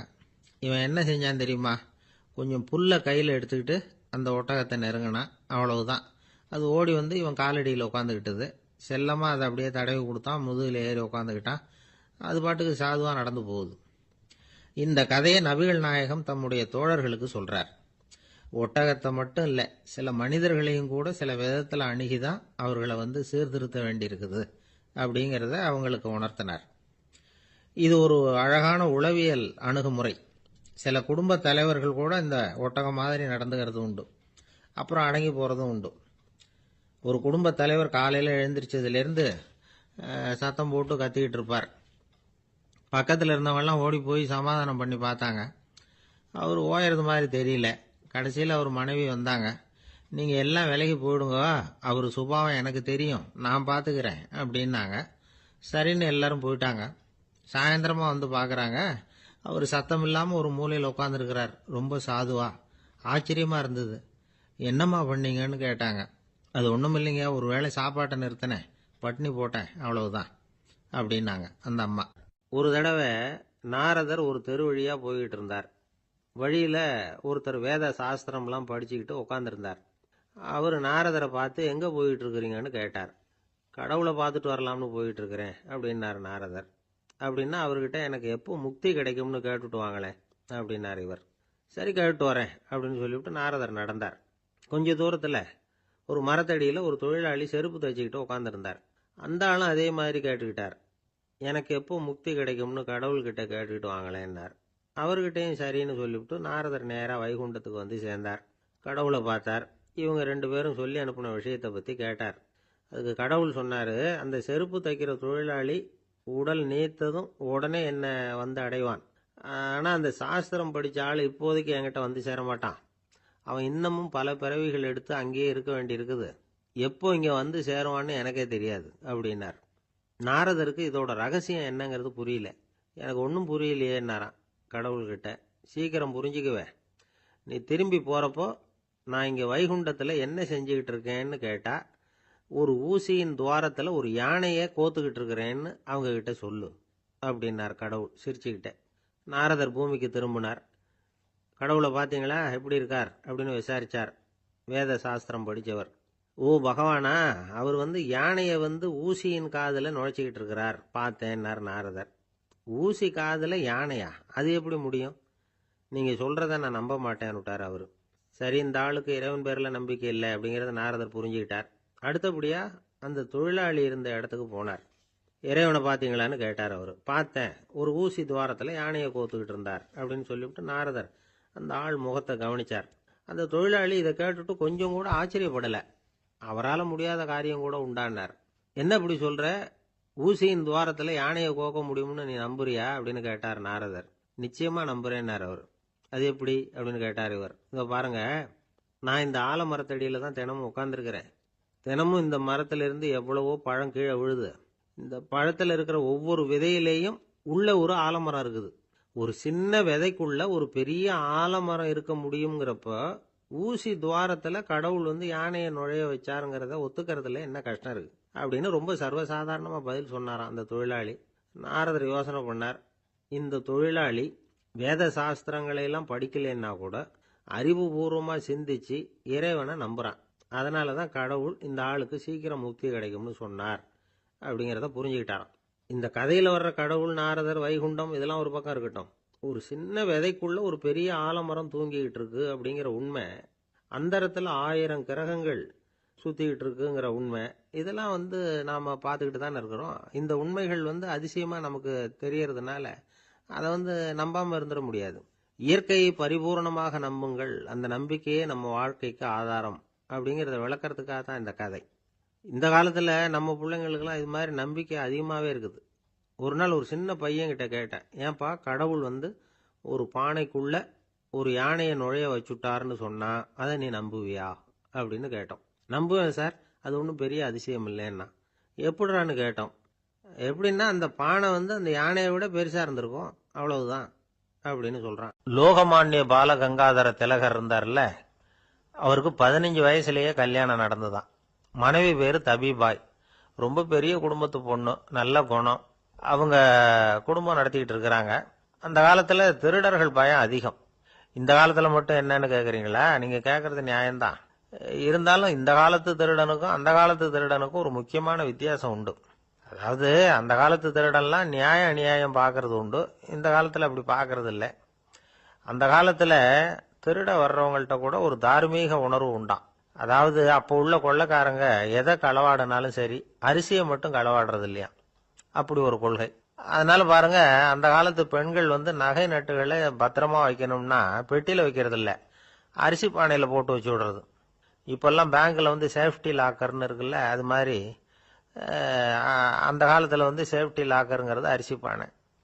வளையல், மூக்குத்தி, தோடு இப்படி எதுவா இருந்தாலும் அதுல போட்டு பத்திரமா வச்சிருவாங்க. திருடன் அரிசி பானை பக்கம் போறதில்ல.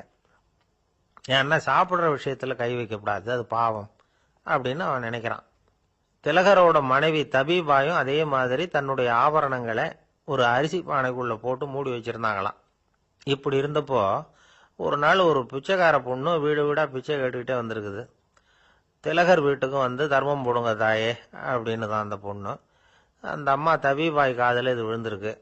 உடனே கை நிறைய அரிசி அள்ளிட்டு போட்டிருக்கு. பாத்திரத்துல அரிசியை போட்டதுக்கு அப்புறம் தான் தெரியுது, பளிச்சுன்னு கண்ணில் படுது. அதாவது அந்த அம்மாவோட வைர மூக்குத்தி ஒன்று அரிசியோட சேர்ந்து அந்த பிச்சைக்கார பொண்ணு பாத்திரத்துல போய் விழுந்துட்டுது. இந்த அம்மாவுக்கு மனசுக்குள்ள குழப்பம், என்ன இப்படி ஆயிட்டுதே, மூக்குத்தி போயிட்டுதே, பிச்சை பாத்திரத்துல இருந்து அதை எப்படி எடுக்கிறது அப்படின்னு தயக்கம். வாயை திறந்து அதை கேட்கறதுக்கும் கூச்சம். திண்ணையில உட்கார்ந்து இருந்த திலகர் இவ்வளவையும் பார்த்துக்கிட்டு இருக்கிறார். மனைவியின் மனசுக்குள்ள நடக்கிற மௌன போராட்டத்தை அவர் நல்லா புரிஞ்சுக்கிட்டாராம். மனைவியை பார்த்து சொன்னாராம், தபிபாய், இது தெய்வ சம்மதம். அவளுக்கு சேர வேண்டிய மூக்குத்தி அவகிட்ட போயிட்டுது. பிச்சை பாத்திரத்துல விழுந்த மூக்குத்தியை எடுக்க வேணாம் அப்படின்னாராம். சரின்னு சொல்லிவிட்டு மேற்கொண்டு எதுவும் சொல்லாம அந்த அம்மா வீட்டுக்குள்ள போயிட்டாங்களாம். இந்த காலத்துல எல்லாம் அது மாதிரி நடக்குமா? வெறும் அரிசியை போட்டுட்டு விவகாரம் பண்ணிட்டு இருக்க மாட்டோமா? ஒரு பெரிய மனுஷன் வீட்டுக்கு ஒரு பிச்சைக்காரன் வந்தான். ஐயா, நாங்க பிச்சைக்காரங்கள்லாம் சேர்ந்து ஒரு சங்கம் வச்சிருக்கிறோம், அதுக்கு நிதி சேர்க்கிறோம், அதுக்கு ஒரு 100 ரூபா கொடுத்தீங்கன்னா எங்களுக்கு பெரிய உதவியா இருக்கும் அப்படின்னானா. அதெல்லாம் ஒன்றும் கொடுக்க முடியாது போ அப்படின்னாராம் அவரு. அப்படின்னா ஒரு 50 ரூபாயாவது கொடுங்களேன் அப்படின்னு இருக்கான். அதுவும் முடியாதுன்னு சொல்லிவிட்டார். 25 ரூபா அப்படின்னு இருக்கான். எதுவும் முடியாது அப்படின்னாராம். சரிங்க, இவ்வளவு பெரிய வீட்டுக்கு வெறுங்கையோட திரும்புறது நல்லா இருக்காது, அதனால சும்மா ஒரு 1 ரூபா மட்டுமாவது கொடுங்க அப்படின்னு இருக்கான் அவன். ஒரு பைசா கூட என்கிட்ட கிடையாது அப்படின்னு விட்டாரான் இவர். அப்படின்னா நீங்க ஒரு காரியம் பண்ணுங்களேன் அப்படின்னானா அவன். என்ன செய்யணும் அப்படின்னு இருக்கார். எங்க சங்கத்துல நீங்களும் ஒரு மெம்பரா சேர்ந்துருங்க அப்படின்னா. ஒரு ஊர்ல ஒரு இளைஞன் இருந்தான். ஒரு நாள் அவன் ஒரு குருவை தேடிட்டு புறப்பட்டான். ஊரை விட்டு வெளியில போனான். போகிற வழியில ஒரு காடு. அந்த காட்டுல ஒரு மரத்தடியில ஒரு பெரியவர் உட்கார்ந்துருக்கிறார். அமைதியா மௌனமா அவர் அமர்ந்திருக்கிறார். இந்த பெரியவரை விசாரிக்கலாம், குருவை தேடி கண்டுபிடிக்கிறதுக்கு இவர் ஏதாவது ஒரு வழி சொல்லி கொடுப்பார் அப்படின்னு நினைச்சுக்கிட்டு அவர் நெருங்கினான். ஐயா, எனக்கு ஒரு குரு தேவை, எங்க கிடைப்பார், அவரை எப்படி அடையாளம் கண்டுபிடிக்கிறது, அதை பத்தி ஏதாவது விவரம் சொன்னீங்கன்னா நான் கண்டுபிடிச்சுக்குவேன் அப்படின்ட்டுருக்கான். பெரியவர் நிமிர்ந்து பார்த்தார். தம்பி, அது ரொம்ப சுலபம். அவர் வயசானவரா இருப்பார், என்னை விட சுமார் 30 வயசு அதிகமா இருக்கும். அவர் ஒரு மரத்தடியில் தான் உட்காந்துருப்பார் அப்படின்னு இருக்கான். சரிங்க பெரியவரே, அது என்ன மாதிரியான மரம், எப்படி இருக்கும் அப்படின்னு கேட்டிருக்கான். பெரியவர் அந்த விவரங்களையும் சொல்லியிருக்கிறாரு. அது மட்டும் இல்லை, சந்திக்கிற நாள், நேரம், வினாடி முதற்கொண்டு எல்லா விவரங்களையும் துல்லியமா சொன்னாராம். இவ்வளவு விவரங்களை இவரால் எப்படி சொல்ல முடியுது அப்படின்னு இவனுக்கு ஆச்சரியம். இருந்தாலும் அந்த பெரியவர் கடைசியா ஒரு விவரம் சொன்னார். அது என்ன தெரியுமா, எப்படியும் நீ அவரை சந்திக்கிறதுக்கு ஒரு 30 வருஷம் ஆகும் அப்படின்னு சொல்லிவிட்டாராம். ரொம்ப நன்றிங்க பெரியவரே அப்படின்னு சொல்லிவிட்டு அந்த இளைஞன் புறப்பட்டு இருக்கான். இப்போ அவனுக்கு குரு பத்தின விவரம் எல்லாம் கிடைச்சிட்டுது, சந்திக்கிற நேரமும் தெரிஞ்சுட்டுது.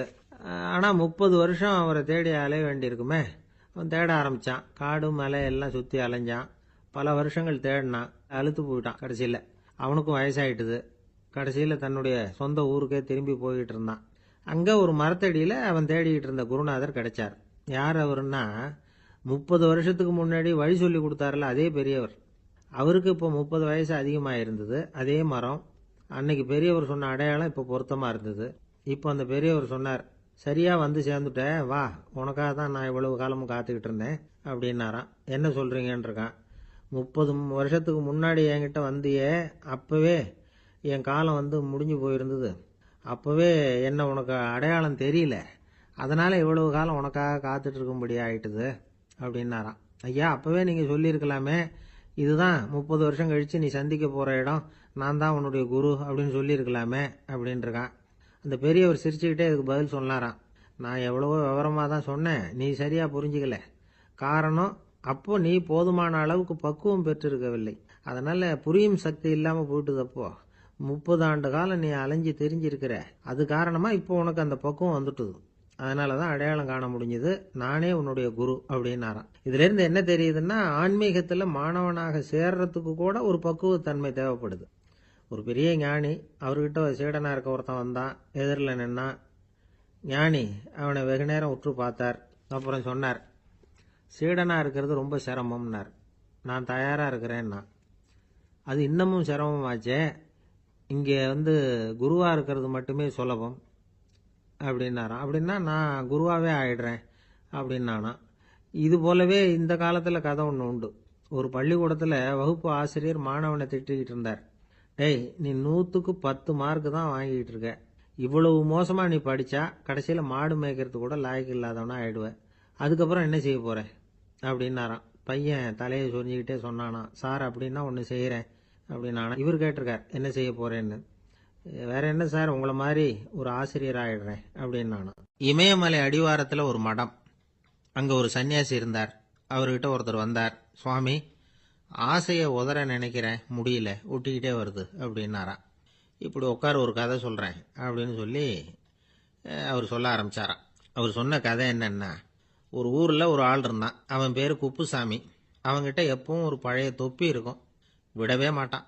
அதனால் அவனை எல்லாரும் தொப்பி சாமி அப்படின்னு தான் கூப்பிடுறது வழக்கம்.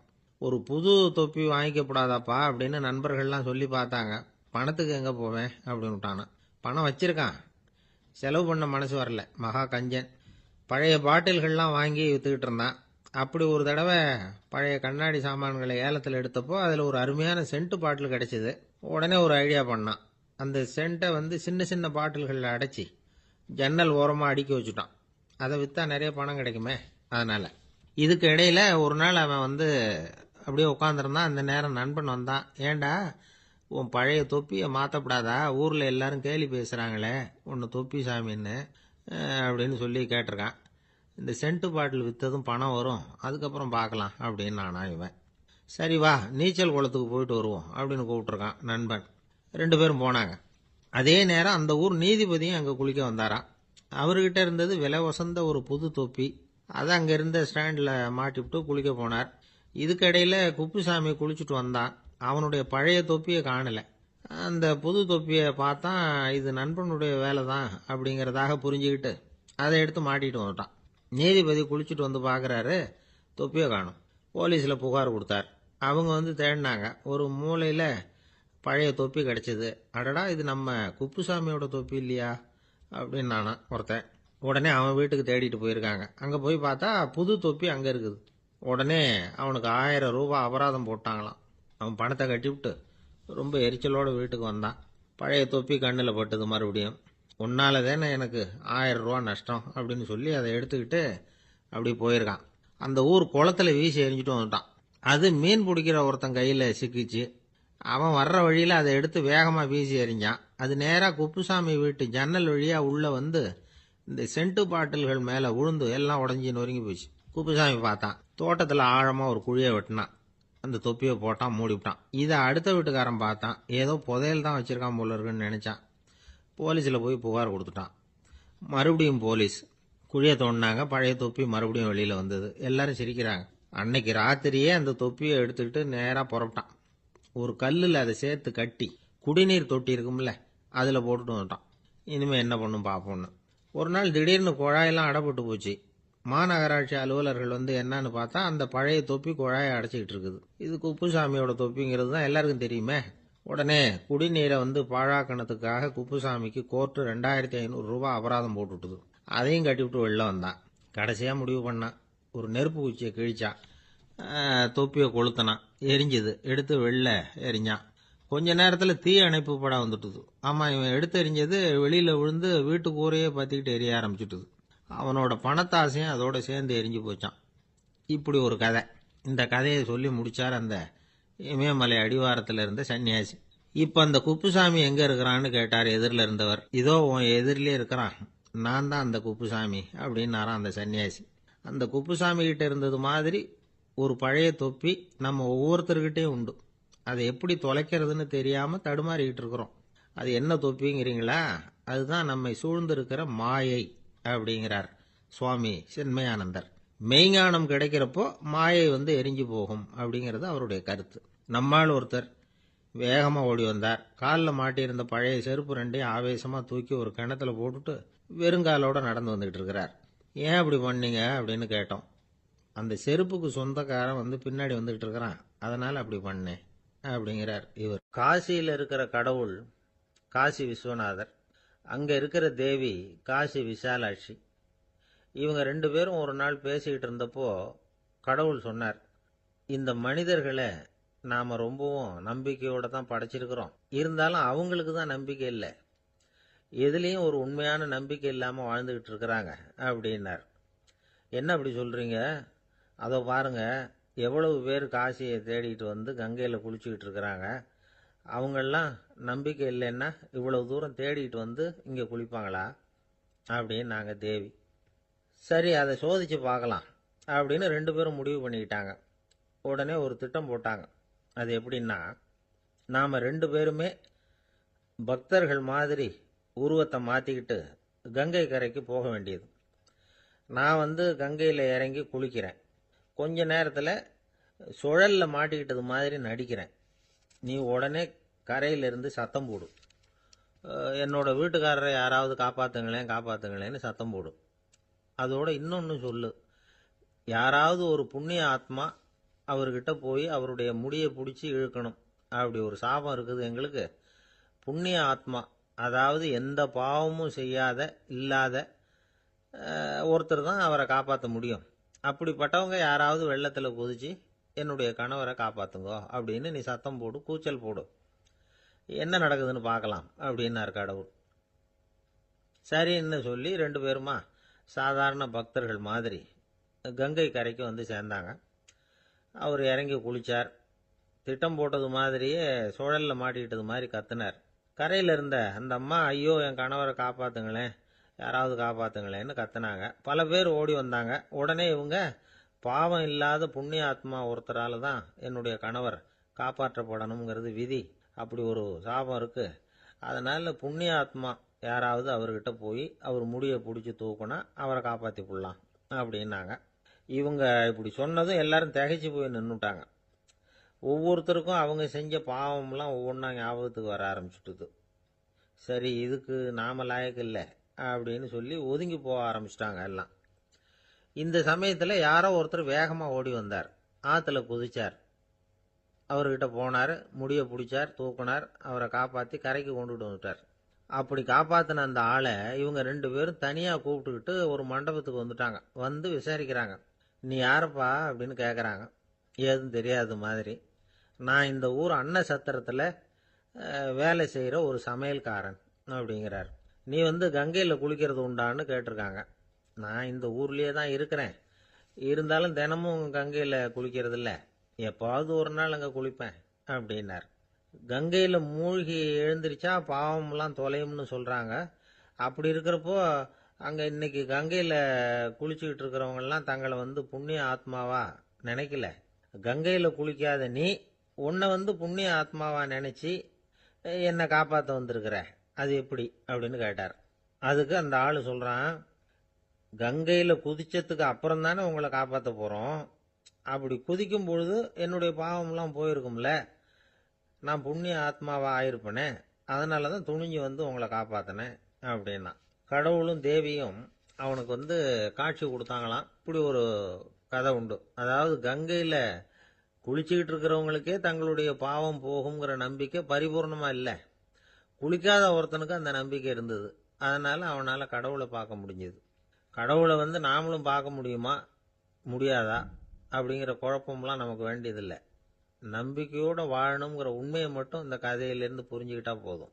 ஏன்னா இந்த கதையை கேட்டுட்டு ஒரு நண்பன் குதர்க்கமாக ஒரு கேள்வி கேட்டான். ஏன் சார், கங்கையில் குளிச்சா பாவம் போயிடும்னு சொல்கிறீங்களே, நான் எனக்கு வேண்டாத ஒருத்தனை அழைச்சிட்டு போய் கங்கையிலேயே தள்ளி விட்டுட்டு அதுக்கப்புறம் அங்கேயே முழுக்க போட்டுட்டு நான் செஞ்ச பாவத்தை அதுலேயே கழுவி விட்டுட்டு மறுபடியும் உங்ககிட்ட வந்துடுறேன்னு வச்சுக்கோங்க, நீங்கள் என்னை புண்ணிய ஆத்மான்னு ஏற்றுக்குவீங்களா அப்படிங்கிறான். ஆள் கொஞ்சம் ஆசைந்தான், நம்மளே அங்கே அழைச்சிட்டு போனாலும் போயிடுவான். 13வது பாடல்.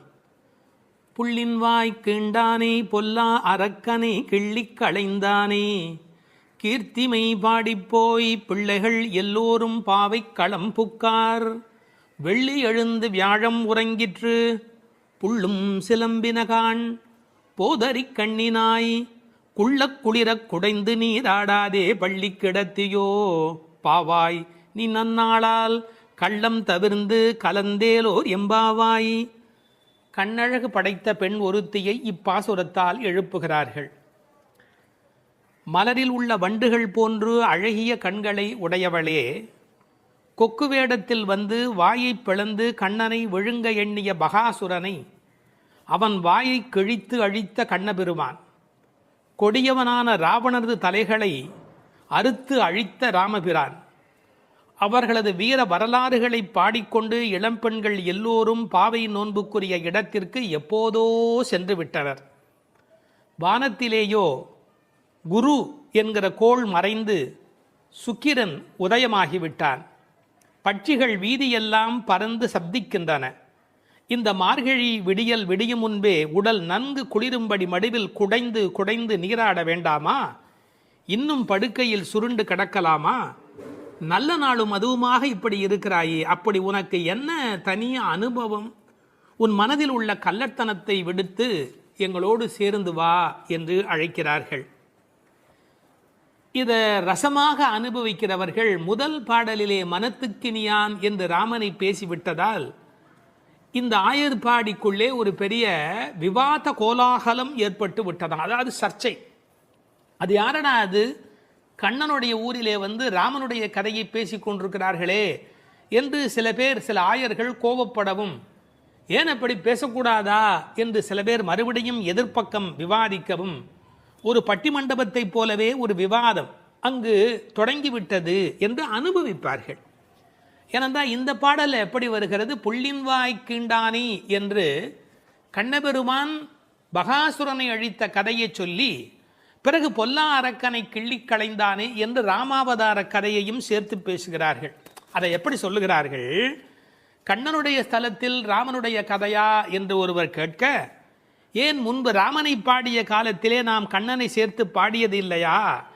அந்த காரணமாக வருக வருக வருக இங்கே வாமன நம்பி வருக, கரிய குடல் செவ்வவாய் முகத்து என் காகுத்த நம்பி வருக என்று ஆண்டாளே பாடியிருக்கிறாளே.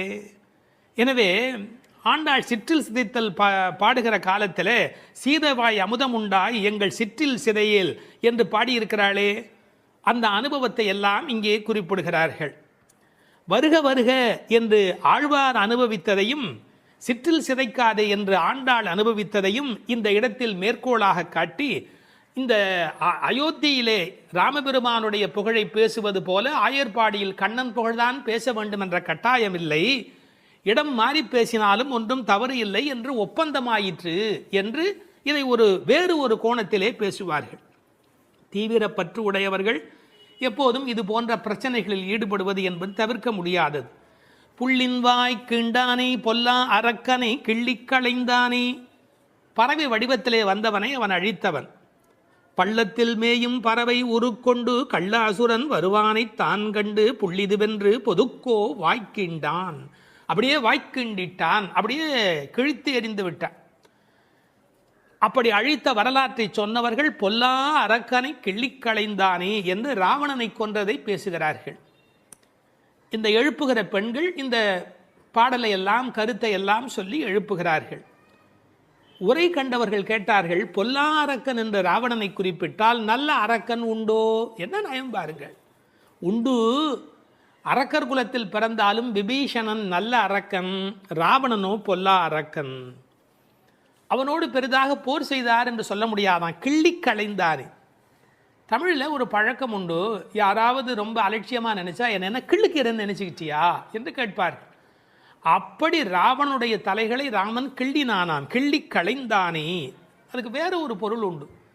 தன்முனைப்பு உள்ளவர்கள் பரமாத்மாவால் அழிக்கப்படுவார்கள் என்கிற அந்த உணர்வு 10 தலை ஒருவருக்கு உண்டு என்ற கதையை அப்படியே எடுத்துக்கொள்வதை விட, பன்முகமாக ஆசை தலி விரித்து ஆடுகிற போது ஒரு முகமுடைய பரமாத்மா மனதை நாம் ஒருமுகப்படுத்தினால் நமக்கு உள்ளே இருக்கிற பன்முகம் அழிந்து போகும் என்று உருவகமாக எடுத்துக்கொண்டு அனுபவிப்பவர்களும் உண்டு. இப்படி ராவணனை அழித்த வரலாற்றை பேசி கீர்த்திமை பாடிப்போய் பிள்ளைகள் எல்லோரும் பாவை களம் புக்கார். இந்த நெல் பயிரிடுகிற இடத்துக்கு நெற்களம் என்று பெயர். அதுபோல் பாவையின் நோன்பு நோற்கிற இடத்துக்கு பாவைக்களம் என்று பெயர்.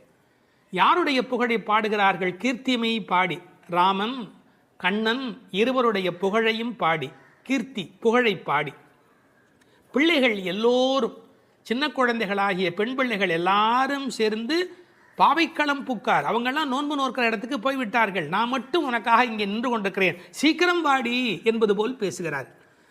இப்போது பொழுது விடிந்து விட்டது என்பதில் அடையாளம் ரொம்ப நுட்பமான ஒரு அடையாளம். வெள்ளி எழுந்து வியாழம் உறங்கிற்று. அதாவது வெள்ளிக்கிழமை தோன்றிவிட்டது, வியாழக்கிழமை முடிந்து விட்டது இல்லை, குரு ஹோரை போய்விட்டது, சுக்கிரஹோரை தொடங்கி விட்டது. அது இன்னொரு கோணம். வானியலை பற்றி நன்கு ஆய்வு செய்தவர்கள் ஒரு குறிப்பிட்ட காலத்திலே சுக்கிரனுடைய எழுச்சியும் வியாழனுடைய அந்த இறங்கு முகமும் ஒன்றாக நடக்கும் என்று குறிப்பிடுகிறார்கள். சுஜாதா அவர்கள் இதை வைத்துக்கொண்டு கிபி 885 என்று உறுதி செய்ய முடியும் என்று ஒரு கட்டுரையிலே எழுதியிருக்கிறார்கள்.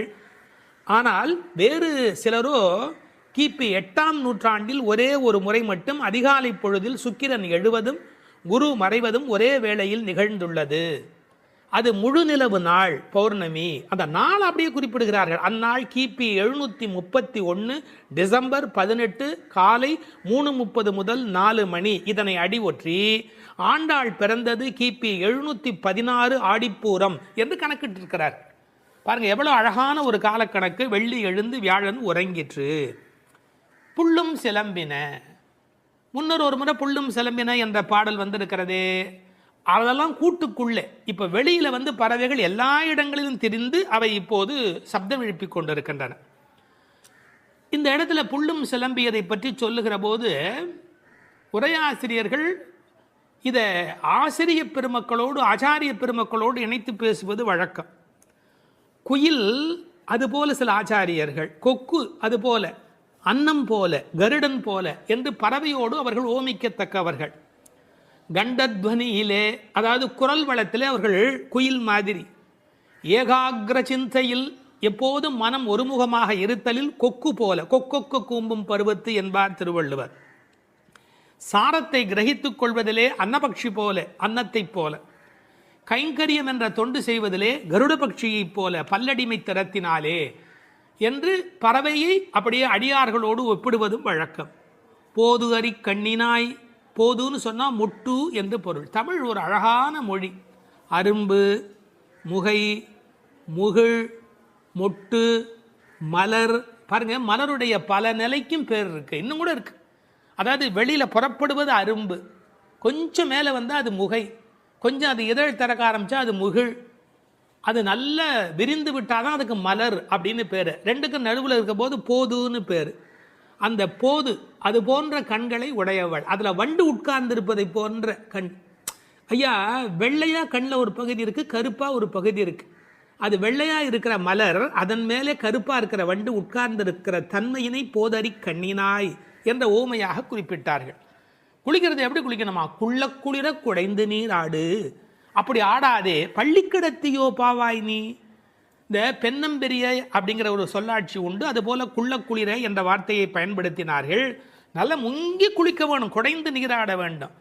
ஆற்றில் குளத்தில் கிணற்றில் இந்த நீர் வளம் இருக்கிற இயற்கையை புதுப்பிக்கின்ற அந்த அழகான மழைக்கு பிறகு அந்த குளிக்கிற சுகத்தை இந்த வரியிலேயே கொண்டு வருகிறாள். குள்ள குளிர குடைந்து நீராடாதே பள்ளி கிடத்தையோ. பாவாய் நீ நன்னாளால். எல்லா நாளுமே நல்ல நாள் தான். ஆனால் இன்றைக்கு கண்ணனுக்கு நாம் பார்க்க போகிற நாள், ஊருக்கு நலம் செய்கிற நாள், உனக்கு நன்மையான நாள். அப்படி இருக்கும்போது நீ படுத்து கிடக்கிறாயே, பள்ளி அறையிலேயே படுத்து கிடப்பவருக்கு பள்ளி கொண்ட பெருமாளை பார்க்கிற பாக்கியம் கிடைக்குமா? அவனை பருகும் சுகம் உனக்கு எப்படி வாய்க்கும்? கள்ளம் தவிர்ந்து கலந்தேலோர் எம்பாவாய். நீ மட்டும் தனியாக மனசில் அனுபவிக்கிறியா? அந்த திருட்டுத்தனத்தை விட்டுடு. கள்ளம் தவிர்ந்து தனியாக அனுபவிக்காதே. கலந்து ஏலோர் எம்பாவாய். இறைவனை எல்லோரும் சேர்ந்து அனுபவிப்பதே சுகம் என்று இந்த பாசுரத்தால் அவர்கள் விளக்கி காட்டுகிறார்கள். திருப்பாவை 11ஆம் பாட்டு. கற்றுக்கரவை கணங்கள் பல கறந்து செற்றார் திரளழியச் சென்று செரு செய்யும் குற்றமொன்று இல்லாத கோவலர்தம் பொற்கொடியே புற்றரவு அல்குல் புனமையிலே போதராய். சுற்றத்து தோழிமார் எல்லாரும் வந்து நின் முற்றம் புகுந்து முகில் வண்ணன் பேர் பாட சிற்றாதே பேசாதே செல்வப் பெண்டாட்டினி எற்றுக்கு உறங்கும் பொருளேலோர் எம்பாவாய். கண்ணனை எண்ணி நோற்காமல் அவன்தான் நம்மை எண்ணி நோற்று இங்கு வரட்டுமே என்று எண்ணி எல்லாவற்றிலும் சிறந்தவளான ஒரு பெண், பக்தி பெண் இந்த பாசுரத்தில் எழுப்பப்படுகிறாள். எல்லாமே கன்றுகள் போல இளமையான பசுக்கூட்டங்கள், பலவற்றை கறப்பதில் ஈடுபட்டு உள்ளவர்கள் இந்த கோபாலர்கள். பகைவர்கள் வந்துவிட்டால் அவர்கள் இருக்கும் இடத்திற்கு சென்று அவர்களது திறமை அழியும்படி போர் புரிய வல்ல குற்றமற்ற போர் வீரர்களை பெற்ற ஆயர் குலத்திலிருந்து வந்த பொன்கொடி போன்றவள் இந்த பெண். புற்றிலே உள்ள நாகத்தின் படம் போன்ற மறைவிடத்தையும் காட்டில் உலவும் மயில் போன்ற சாயலையும் உடையவளே, எழுந்து வா. நமது ஆயர்குடி பெண்கள் எல்லோரும் உன் வீட்டு முற்றத்திலே கூடி மேக நிறமுடைய கண்ணனது திருப்பெயர்களை கூறி பாடி மகிழ்கிறோம். நீயோ அசைவதே இல்லை, வாய் திறந்து பேசுவதும் இல்லை. அப்படி என்ன பெரும் செல்வமடி உனக்கு? இந்த உறக்கத்தில் உனக்கு என்ன அவ்வளவு ஈடுபாடு? எழுந்து வா என வெளியில் உள்ள பெண்கள் உள்ளே உறங்கும் பெண்ணை எழுப்புவதாக அமைந்துள்ள பாடல். இவர்கள் யாரை எழுப்புகிறார்கள்? 3 அடையாளங்கள். கோவலர்தம் பொற்கொடியே, புற்றரவு அல்குல் புனமையிலே, செல்வப் பெண்டாட்டி என்று உள்ளே இருக்கிற பெண் சிறப்பிக்கப்படுகிறார். கோபாலர் என்பது தமிழிலே கோவலர் என்று எழுதுவது வழக்கம். அந்த குலத்தின் தங்க கொடி ஸ்வர்ணலதா. ஸ்வர்ணலதா என்ற வடமொழி சொல்லுக்கு பொற்கொடி என்பது தமிழிலே மொழிபெயர்ப்பு. இவள் ரொம்ப செல்வாக்கு மிக்கவள், பேரழகி. இந்த கோவலர் என்பதை அழகான வித்தியாசமான பல பொருள் சொல்வது வழக்கம். கோ பலர், அதாவது வாக்கிலே வல்லவர் என்று கூட ஒரு பொருள் சொல்வார்கள். கோ அலர், தங்களை தலைவனாக நினைத்ததே அல்ல, கண்ணனுக்கு அடிமையாக மட்டுமே தன்னை நினைத்து கொண்டிருக்கிறவர்கள். இவள் அவர்கள் வீட்டு ஒரு கொடி, கொழுங்கொடி, கொழுகொம்பு தேடுகிற ஒரு கொடி. கோல் தேடி ஓடும் கொழுந்ததே போன்று மால் தேடி ஓடும் மனத்தள் ஆவிக்கோர் பற்று கொம்பு. இதெல்லாம் ஆழ்வார் திருவாக்கு. இவள் மனம் எப்போதும் கண்ணபெருமானை நோக்கி போய்கொண்டிருக்கும். ஒரு கொழுகொம்பாகிய இறைவனை தேடி போவதாலே இவள் கொடி, ஆனால் பொற்கொடி. அடுத்த வார்த்தை அவளுடைய மறைவிடத்தை குறித்து பேசுகிறார்கள். புற்றரவு அல்குல் புனமையிலே. இது தமிழிலே ரொம்ப இயற்கை. அதில் என்ன ஒரு குறிப்பு இருக்கிறது என்றால், பாம்பு புற்றிலே ஒடுங்கிவிடும். அதுபோல் இவளுக்கு ஒடுக்கமான இடை என்பதை நாம் இந்த இடத்தில் புரிந்து கொள்ள வேணும். பெண்ணுக்கு இடை எப்படி இருக்க வேணும்? பொய்யோ எனும் இடையாளொடும் இளையானொடும் போனான். கம்பனுடைய வாக்கு. சீத்தையினுடைய இடை உண்டா இல்லையா என்று எல்லோரும் சர்ச்சை செய்கிற இடை என்று எழுதினார். இந்த புற்றரவு அல்குல் என்பதை கொஞ்சம் விளக்கம் சொல்லுகிற ஆச்சாரியர்கள் அது மறைந்திருப்பதையும், குளிர்ச்சி, பாம்பு புற்றுக்குள் மறைந்திருக்கும், புற்றுக்குள்ளே எப்போதும் வெப்பம் குறைவாக இருக்கும். நான் ஒரு குறிப்பு படித்தேன், 23 டிகிரி செல்சியஸ் அந்த சூட்டில் தான் உள்ளே இருக்குமா பாம்பு குடியிருப்பதற்கு விரும்புமா. ஏர் கண்டிஷன் ரூமில் இருக்கிற மாதிரி அந்த குளிர்ச்சி இருந்தால்தான் அது அங்கே இருக்குமா. அதுபோல இந்த பெண்ணின் மறைவிடத்தையும் அவர்கள் குளிர்ச்சி மிக்கது என்று பாடுகிறார்கள்.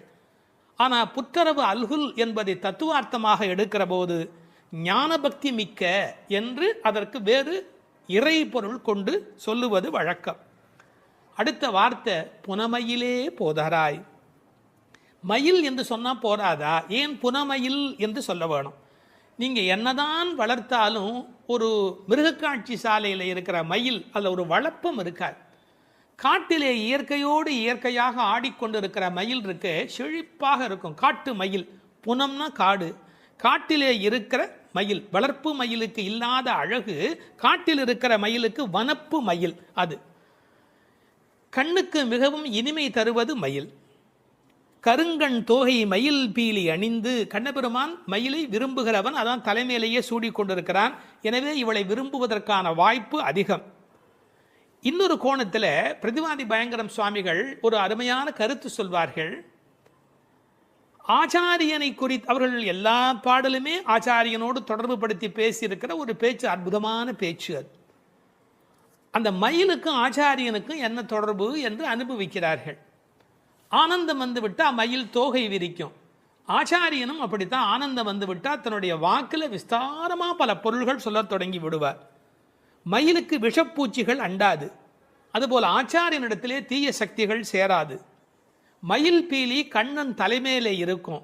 ஆச்சாரியன் ஏதேனும் ஒன்று சொன்னால் கண்ணன் தலைதுலுக்கி அதை அனுபவிப்பானா, அப்படி என்று அனுபவிப்பானா. எனவே தலைமேல் வைத்து கண்ணனே கொண்டாடுகிறான் ஆச்சாரியனுடைய வாக்கு. பாம்பு பயந்து ஓடும், விஷத்தன்மை உடையவர்கள் ஆச்சாரியனை பார்த்தால் விலகி ஓடி விடுவார்கள் என்று என்ன அழகு பாருங்கள். முழுக்க இந்த புனமையிலே என்பதை ஆச்சாரியனோடு சம்பந்தப்படுத்தி பேசுவார்கள் ஸ்ரீ பிரதிவாதி பயங்கரம் அண்ணங்கராச்சாரிய சுவாமிகள். இந்த புனமையில் என்பதில் இன்னும் ஒரு அழகு, மயில் புனத்தை சிறப்பிக்கிறது. காட்டுக்கு அழகு அப்படின்னா மயில் தான் காட்டுக்கு அழகாக இருக்கிறது. அது மாதிரி எங்கள் கூட்டத்துக்கு நீ புனமயில், எங்கள் கூட்டம் காடு போல நீ வந்தால்தான் எங்களுக்கு அழகு என்பதை புனமயில் என்பது குறிப்பிட்டது. நீ வந்து கதவை தர, ஏன் மயில் நடப்பதை பார்க்க வேண்டும் அல்லவா, மயில் நடந்து வருகிற அழகை நாங்கள் அனுபவிக்க வேண்டும் அல்லவா, எனவே உன் மயில் நடை காண வேண்டும், வாராய். செல்வ பெண்டாட்டி என்று விழிக்கிறார்கள். அடுத்தது, இவள் தலைமகள், குலம் தரும் செல்வம் தந்திடும் என்கிற அத்தனை செல்வமும் உடையவள், கண்ணனுக்கு மிக மிக வேண்டியவள். கண்ணனுடைய அழகை பற்றி சொல்லுகிற போது உரையாசிரியர் எழுதுவார், அது ஆண்களை பெண்களாக்கும், பெண்மையுறச் செய்யும். அது மாதிரி இவள் அழகு எப்படி என்றால் பெண்களை ஆண்மையுறச் செய்யும் பேரழகு, செல்வ பெண்டாட்டி என்று சிறப்பித்தார்கள். இப்போ அந்த ஆயர்பாடியிலே அவர்கள் கறந்து பால் கறந்து அவர்கள் எப்படி வாழ்கிறார்கள் என்ற தன்மை பேசப்படுகிறது. கற்று கறவை கணங்கள் பல கறந்து, கன்று உடைய கறவை, ஏன்னா கன்றுக்குட்டி இருந்தால் தான் அது பால் ஈனும். சார் அந்த ஆச்சரியம் என்ன என்று கேட்டால், அங்கே கிழட்டு மாடே கிடையாது, எப்போதும் இளமையுடைய மாடு தான் அங்கே இருக்கும். எனவே அது கற்று கறவை கணங்கள் பல கறந்து, எக்கச்சக்கமான மாடுகள். இந்த ஆயர் சலிப்பதே இல்லை. பரதநாட்டியம் கற்றுக்கொள்கிற பெண்களை சொல்வார்கள், மண்டி போட்டு பாரு அப்படிம்பாங்க. அது மாதிரி பால் கறக்கிறவர்கள் குத்த வச்சு உட்காந்து பால் கறப்பார்கள். எக்கச்சக்கமான ஸ்டாமினா, உடல் பலம் இருந்தால் தான் தொடர்ந்து உட்காரவே முடியும். நீங்கள் சாதாரணமாக உட்காந்துடலாம், ஆனால் குத்த வச்சு உட்காரது இருக்கும் பாருங்க. பரதநாட்டியம் ஆடுகிறவர்களுக்கு முதல் பயிற்சி அதுதான். பால் கறக்கிற அந்த கோபாலர்களுக்கு இயல்பிலேயே வரிசையாக மாட்டை கறந்து உடல் பலம் எக்கச்சக்கமாக இருக்கும். பல கறந்து, இந்த கன்று என்பதை கற்று என்று எழுதுகிறார்கள். ஏன்னா மெல்லினமாக தான் இருக்கணும் கன்று. அது எப்படி வல்லினம் ஆயிட்டுனா, கண்ணுக்குட்டி மாதிரியா இருக்குது, அதுவே அவ்வளோ வலிமையாக துள்ளி குதிச்சுக்கிட்டு இருக்குது, அப்புறம் கன்றுன்னு எப்படி சொல்கிறது, அது கற்று. இதுக்கும் ஆழமான ஒரு உரை சொல்லுகிற வழக்கம் எப்படின்னா, கல்வி கற்று அப்படின்னா கல்வியின் மூலமாக. அதாவது இது கண்ணுக்குட்டி அப்படிங்கிற அர்த்தத்தை தாண்டி நிறைய கல்வி கற்ற சிஷ்ய கோடிகளோடு ஆச்சாரியன் வருகிற பேரழகு, இப்படி ஆச்சாரியனோடு சம்பந்தப்படுத்தி அந்த பாடலுக்கு விளக்கம் சொல்வது உண்டு. பசுவனுடைய சிறப்பை சொல்வதாக இருந்தால், அந்த கோதூளி, அதனுடைய கால் தூசிக்கு பெருமை அதிகம். அந்த பசுவினுடைய அந்த கொட்டில் இருக்கு இல்லையா, மாட்டு கொட்டில், அங்கே போய் உட்காந்தா மன அமைதி கிடைக்கும். வாழ்க்கையில் மனதில் ரொம்ப அதிக துன்பம் உடையவர்கள் பசுக்கள் குடியிருக்கிற கொட்டிலில் போய் பசுக்களை தொட்டு தடவி கொஞ்ச நேரம் அங்கே இருந்தால் அடைய முடியாத அமைதி அடைவார்கள், நோயிலே இருந்து நீங்குவார்கள் இப்போ கண்டுபிடிச்சிருக்கிறாங்க. இப்படி ஒருவரே பல மாடு கடந்து எடுக்கக்கூடிய உடல் பலம் உடையவர்கள். ஆனால் வெறும்னா பால் கறக்கிற ஆட்கள்னு நாம் நினைக்கக்கூடாது. எதிரிகள் யாராவது, எதிரினா இவங்களுக்கு கிடையாது, கண்ணனை எதிர்க்கிறதுக்கு யாராவது வந்தா செற்றார் திரளழிய சென்று செரு செய்யும். வேடிக்கையாக சொல்லுவாங்க, டே என் ஏரியாவுக்கு வாடா பார்த்துக்கிறேன் அப்படின்னு. அது மாதிரி சிங்கத்தை குகையிலேயே சந்திப்பது போல எதிரிகளுடைய கோட்டைக்கு உள்ளேயே புகுந்து அவர்களை அடித்து நொறுக்குவார்கள். கிருஷ்ணனுடைய எதிரிகளை தங்கள் எதிரிகளாக நினைத்துக் கொள்வார்கள். செற்றார் திரளழிய சென்று செரு செய்யும். ராமனை பற்றி பாடும்போது சென்று அங்கு தென்னிலங்கை செற்றாய் திரள் போற்றினாலே, இந்த ஆயர்பாடியில் இருக்கிற கோபாலரும் சென்று சண்டையிடுகிறவர்கள். குற்றமொன்றில்லாத கோவலர். அவங்களுக்கு இடக்கை வழக்கை தெரியாது. படித்து வந்தாலும் சார் விஷமம் பண்ணுவான், கல்வி உள்ளவன் தானே அதிக வம்பு பண்ணுவான்.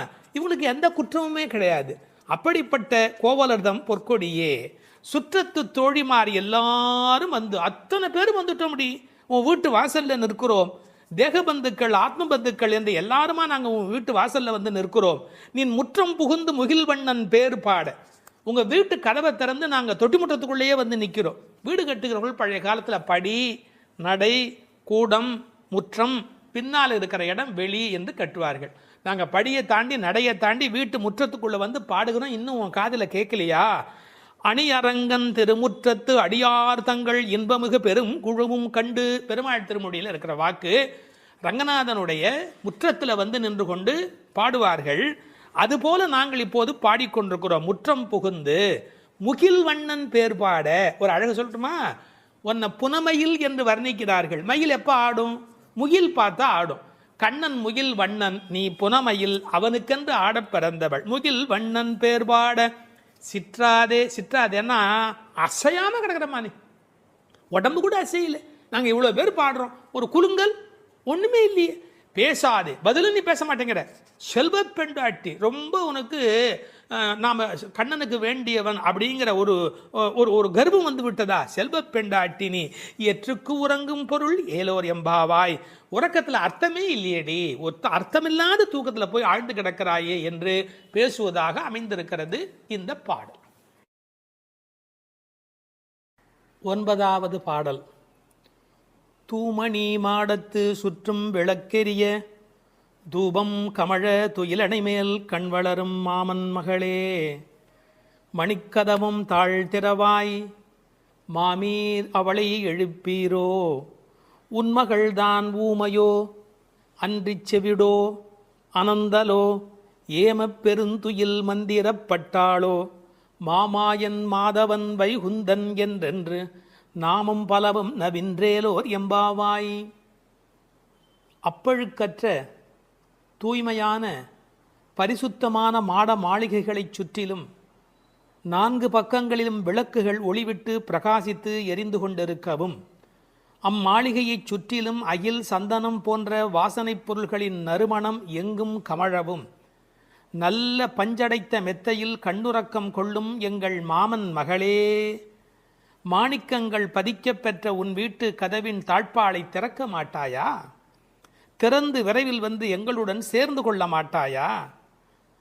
மாமிகளே, நீங்களாவது அவளை எழுப்பிவிட மாட்டீர்களா? விடிந்து எவ்வளவு நேரமாகிவிட்டது. நாங்கள் இவ்வளவு நேரம் அவளை அழைத்து கொண்டிருக்கிறோமே, அவளுக்கு என்ன ஆயிற்று? ஒரு வார்த்தை கூட பதில் கூற மாட்டேன் என்கிறாளே. அவள் என்ன பேசும் திறனற்ற ஊமையா? அல்லது நாங்கள் அழைப்பது அவளுக்கு கேட்கவில்லையா? காது கேட்கவில்லையா? அல்லது ஆழ்ந்த பேருறக்கத்தில் படுத்து கிடக்கிறாளா? அல்லது யாரேனும் கட்டுப்படுத்தி அவளை பெருந்துயில் கொள்ளுமாறு செய்து விட்டார்களா? அல்லது ஏதேனும் மந்திரம் மாயம் செய்திருக்கிறார்களா? அதன் வசம் கட்டுப்பட்டு இப்படி பேருறக்கம் கொண்டு கிடக்கிறாளே.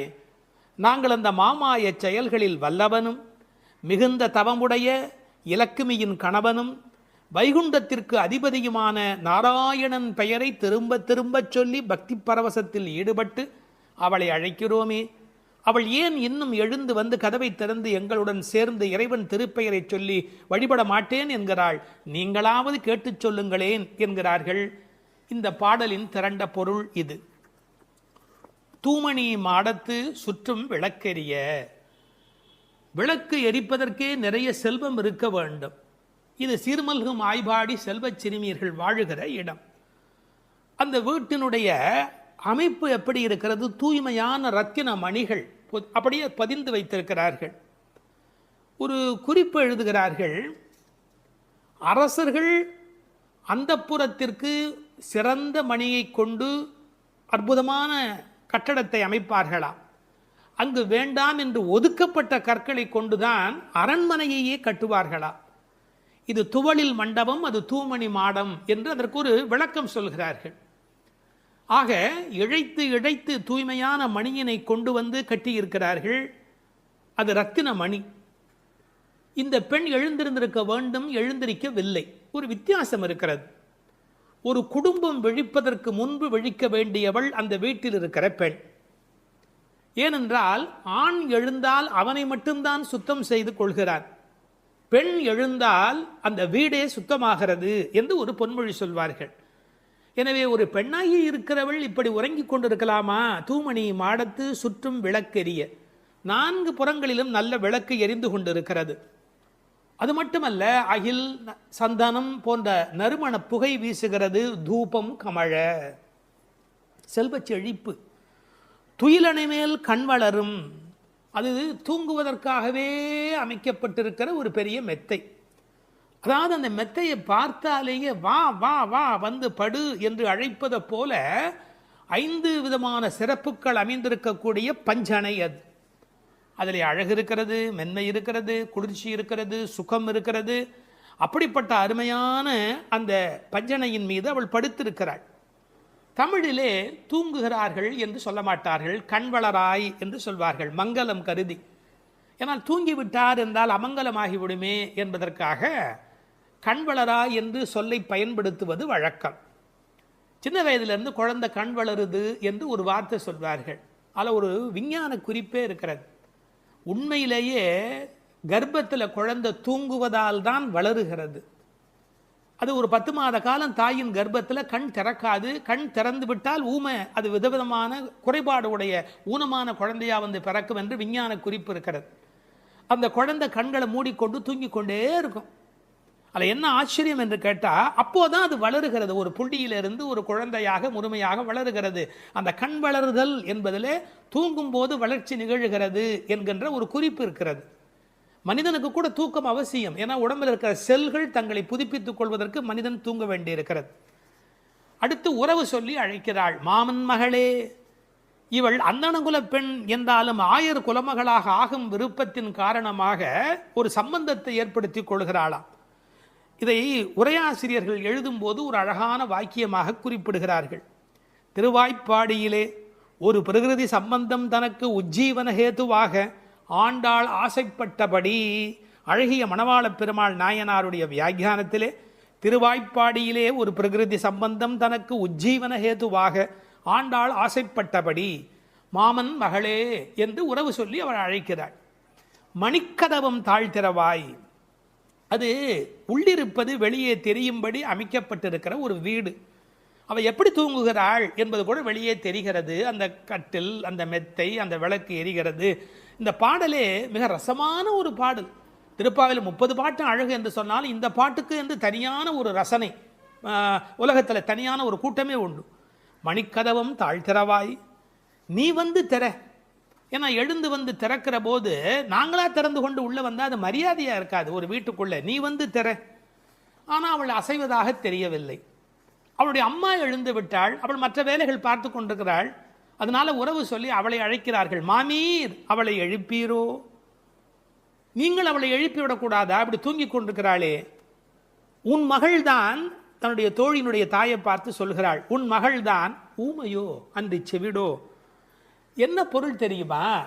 பேச்சு வராதவர்கள் என்று பொருள் அல்ல. ஊமை என்ற சொல்லுக்கு இறை நாமம் சொல்லாதவர் என்று பொருள் என்று எழுதுகிறார். இறைவனுடைய நாமத்தை சொல்ல வேண்டிய சந்தர்ப்பத்தில் சொல்லவில்லை என்றால் பிறகு நாக்கிருந்து என்ன பையன்? பேசாத நாளெல்லாம் பிறவா நாளே என்பார்கள் அல்லவா? உண்ணா நாள் என்பது இந்த உலகத்தில் சாப்பிடாத நாள் அல்ல, உன்னை வணங்காத நாள் தான் உண்மையிலேயே உண்ணா நாள் என்று குறிப்பிடுவார்கள்.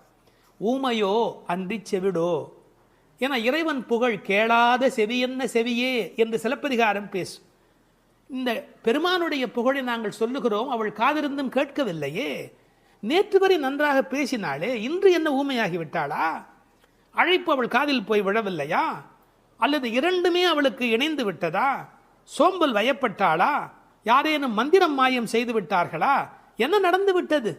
ஊமையோ அன்றி செவிடோ, மாமாயன் மாதவன் வைகுந்தன் என்றென்று நாமும் பலவும் நவின்றேலோர் எம்பாவாய். ஏன்னா மந்திர துயில் பட்டாளே, இப்படி அவள் பிடிவாதமான ஒரு தூக்கத்தில் போய் மாட்டிக்கொண்டு இருக்கிறாளே. நாங்கள் அழைக்கிறோம், எதை சொல்லி அழைக்கிறோம்? மாமாயன், மகா மாயையில் வல்லவனாகிய பெருமான். மாதவன், நம்முடைய சாதாரண தவம் அல்ல, எல்லா தவங்களுக்கும் அப்பாற்பட்ட பெரும்பொருள். அந்த தவத்தால் அடைய வேண்டியவன் கருணையினால் தானாகவே நம்மிடத்தில் வருவதால் அவன் மாதவன். வைகுந்தத்தில் இருக்கிறவன் என்றாலும் கருணை காரணமாக ஒவ்வொரு கோயிலிலும் அர்ச்சாவதாரத்தில் எழுந்தருளி இருக்கின்றவன். வைகுண்டபதி என்றாலும் இந்த பூமிக்கு கிடைக்கிறவன். வைகுந்தன் என்றென்று நாமும் பலவும் நவின்று. உண்மையிலேயே திருப்பாவையினுடைய நோக்கமே இறைவனுடைய நாமத்தை பல வகையில் சொல்வது. இறைவனுடைய நாமத்துக்கு மிகுந்த சக்தி அதிகம். கட்டிப்பொன் போலே அவன், பணிப்பொன் போலே திருநாமம் என்று உரை எழுதுவார்கள். அதாவது தங்கத்தில் ஒரு பெரிய கட்டி இருந்தால் கூட அதை வைத்துக்கொண்டு என்ன பண்ணுவது?